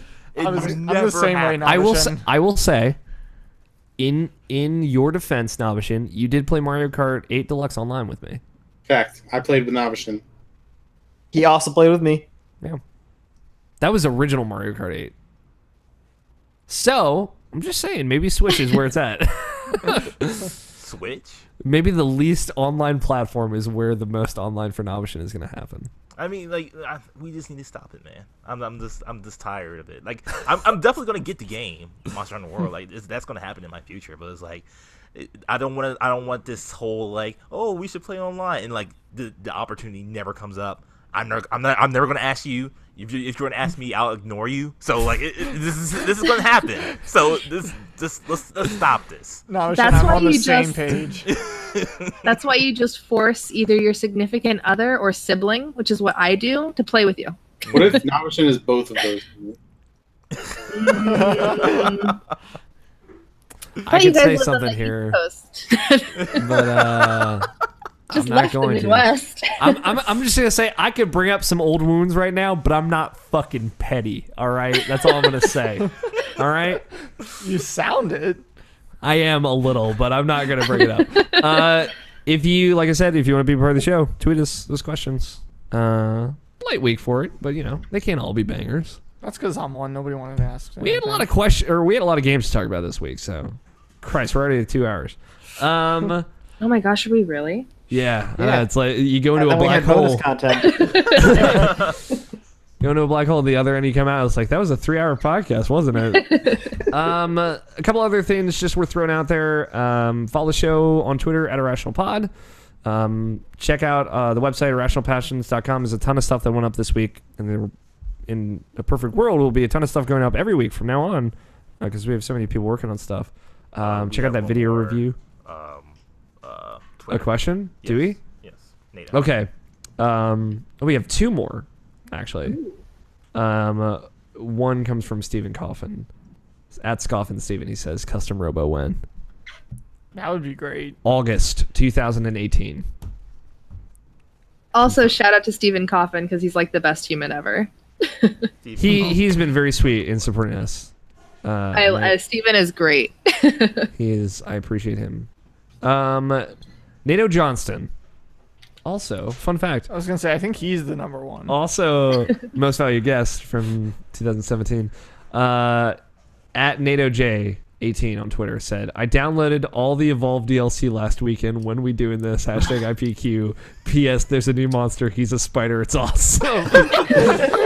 So actually, they talked about this on the Giant Bombcast. I was listening to it on my way home from work today, and there are in the past week the top concurrent players for Evolve on Steam's 500. It's like 400, 500. Yeah. That game's More than Lawbreakers. Yeah. more than Paragon. Yeah. Jesus. Not even like the blood has not even run cold yet, and we're already shitting on Paragon. But Evolve lives on our hearts forever.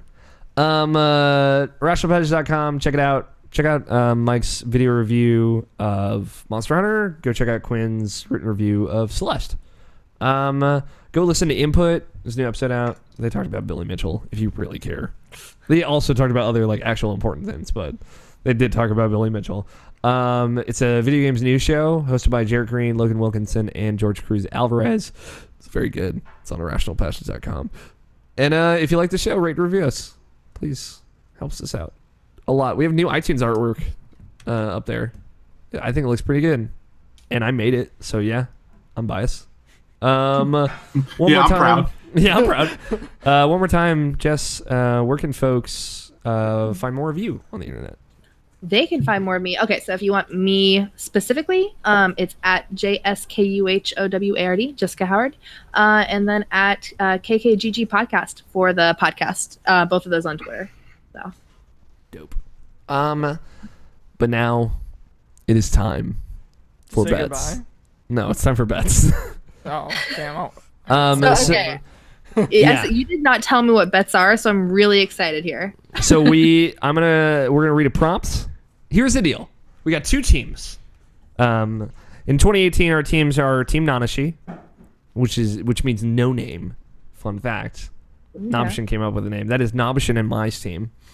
And then we have Team TTP, which is Tony and Scott, which might be Tide Pod? Team Tide Pods. Team Tide Pods. Do you endorse eating them? No. Okay, Why? I don't want to be on your team. So just so you know, yes, he did just say Team Tide Pods. Yes. No, he's wrong. It's TTP Team Tide Pods. That's it. Exactly. I'm just letting you know. Yeah, Alex is how done. Alex Don't is worry. going. Don't listen to Alex. Team TP. I don't know, man. What do you want from me? No, that's a team. So, we're two teams. We bet against each other. Since we have two guests, we can actually pad out the teams evenly. Ooh. I'll give you the choice. Jess, what team would you rather be on? Well, I don't really care for the Tide Pod meme, Damn, so slight. I'm gonna go over Slight. to the no names. Okay. Justin, that means you are on Team Tide Pod. But they don't want to eat them. That's a good thing. You shouldn't want to either. Maybe I already did. They work wonders for your laundry, man. Now, Yeah, and my That's why we like them. I wrote this during the show, Nobishin, this bet, and I realized it is basically the same format as last week's bet, but I really like it. Okay.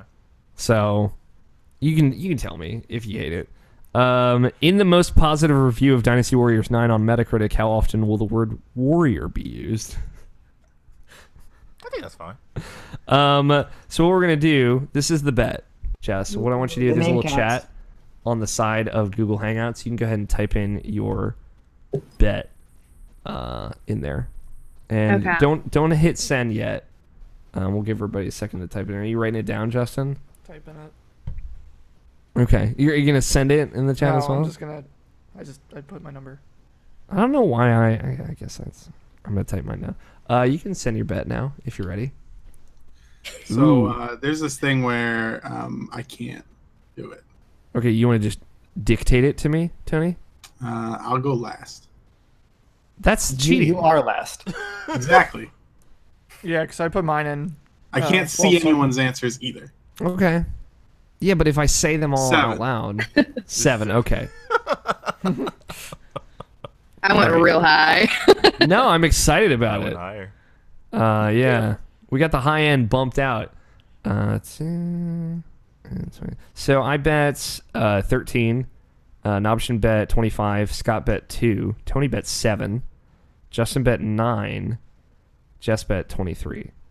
So basically, if it is above 13, we get it. If it is below 11 or below, y'all get it. I guess if it's 11, it's a tie, but hopefully it won't be a tie. I don't want to give out double points last The week's points. bet. So now we have to resolve last week's bet. The winner of said gets some certain responsibilities. Oh Jesus. I'm on a winning streak. No, I just remember last week's. Yeah, it's very exciting. And again, it was kind of my bad that they are pretty much the same thing. But we'll see. Rust finally releases on in the top rated review on Metacritic. How many times will the word craft be shown? Let's see if Rust is even listed That's here. why I kind of doubt it. Jeez, look at that Cloverfield paradox rating. Yeah, that is a low Cloverfield paradox rating, if you were concerned. I wonder if there's any movie named Rust. If you can't find it by default, I win. This is true. Yeah, sure. There are 0 critic reviews on Metacritic for Rust. All right. So Scott bet 0. wow. So by default, Scott wins. Hey. Technically, he is 100% correct. Wow, man. Not even critics are taking the time to play that game. So that brings Team Nanashi holding steady at 2 points. You like that? I thought that was a cool thing. I'm still trying to think about the Tide Pod thing. And Team Tide Pod rocking hard at 1 point. You guys got to make a thing. No, we don't have a thing this time. Nom nom. Yeah, it should be the sound of a Tide Pod exploding in someone's mouth. So that means Scott won the bet. That means he's won Danny Warren's love and affection until it is up for contention next Get week. it off me. It also means you have the final word, which means you can agree, disagree, reiterate anything that was talked about today, Scott, without interruption. Say your piece. I didn't really have a stake in anything that happened today. You like controls? Listen. If I didn't, I don't know how I'd be playing video games. Fair enough. There you go. Controls are good, guys. That's just all I'm saying. Justin, I keep looking at your fucking hat that you're wearing. It's throwing me off. That's the show. It's not a hap, it's Cappy. Damn it. I didn't mention this earlier, Jess, but I'm gonna end the show, but don't stop recording until I say stop recording. Sounds good. Thank you, Justin, for coming on to my house. You mean barging in your house? But really, thank you, Jess, for coming on. I hope you had a good time. Oh, I had a great time. Thank you guys for having me. No, it was a ton of fun. Go listen to KKGG, and also send that to people after you wreck them in StarCraft. Hell yeah. Good luck, have Batman. As one might say. Thank you everybody for listening. Thank you to Danny Wiesner for opening music of 2-Player Co-op, and our closing music of The World Is Saved. Go listen to his music, DannyWiesner.bandcamp.com. Thank you, Scott. Thank you, Tony. Thank you, Namshin, for joining me. As always, I love you guys. Big hugs all around. I am your host, Alex O'Neill. Play your games. Stay irrational. We will talk to you all next week. Now we're going to do a thing where we read these titles that Namishin wrote throughout the episode. And they're all the way at the bottom of the Google Doc, if you want to look at them. I will pull them up now. You ready, Tony? Mm-hmm. When are you ready, man? All right, so we got bean oil or bean juice. It's Adam and Eve, not Adam and Jam. Where in Monster Hunter World is Jess Howard? That's good. I need you to kill a. It's a puke, but a pokey. I'll Pokey pokey. correct the spelling because it is obtuse. Yeah. Monster.hardcore.world.com. What is it? Massacre? Masocore. That's so core. I cry a lot. It's fine. Cujo or Beethoven? It was just a prank hand. It was Handler just a prank hand. Handler Chan. Those two rolled together really well. Yeah, they did. Okay, now you can leave. And show me the tapes. This is a Good week, ones. Nabishin. Mm-hmm. Yeah. Jess, what would you want to be the title of this podcast? Oh, that's so much pressure. I know. I ask the tough questions. I'm a hard-hitting journalist. It's not true. It's not true at all. We talked a lot about Monster Hunter, so I feel like it'd be fair to have one that has to do with it. But I don't know. I don't like making decisions. Well, I mean, you're gonna have to, but it's fine. Justin, what about you? Off the top of my head, I cry a lot. It's fine. It's fine. I am very fond of I Cry a Lot. It's fine. That's a good one. Tony, what do you like? I'm partial to Handler Chan.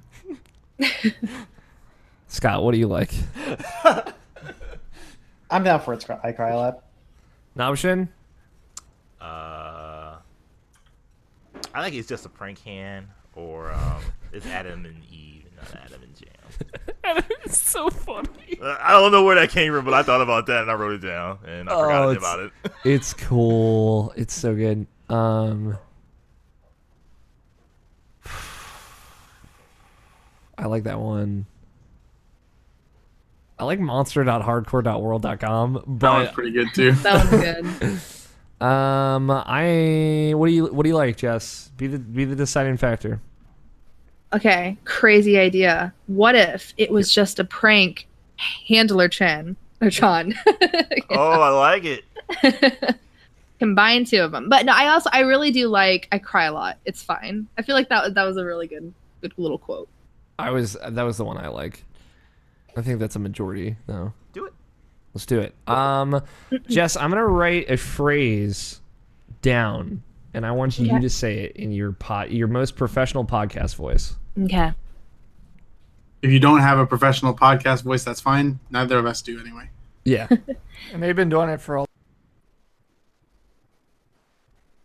Italicized, bold. When you're ready, you say that. I'll say the title, and then we'll get out of here. This is 365 though, right? Not 265? Yeah, I wrote 265 because I wasn't paying attention. No, I just wanted to make sure because I knew that it was 365, but I didn't want to. You were right, and I was wrong, and I'm embarrassed, honestly. Okay. So you want me to say it? Yeah. Okay. You're listening to Irrational Passions Podcast, episode 365. I cry a lot. It's fine. Not on the podcast, Alex. That's it. You can stop recording now. Woo! Thank you everybody for watching video wise. We love you all. Have a good night.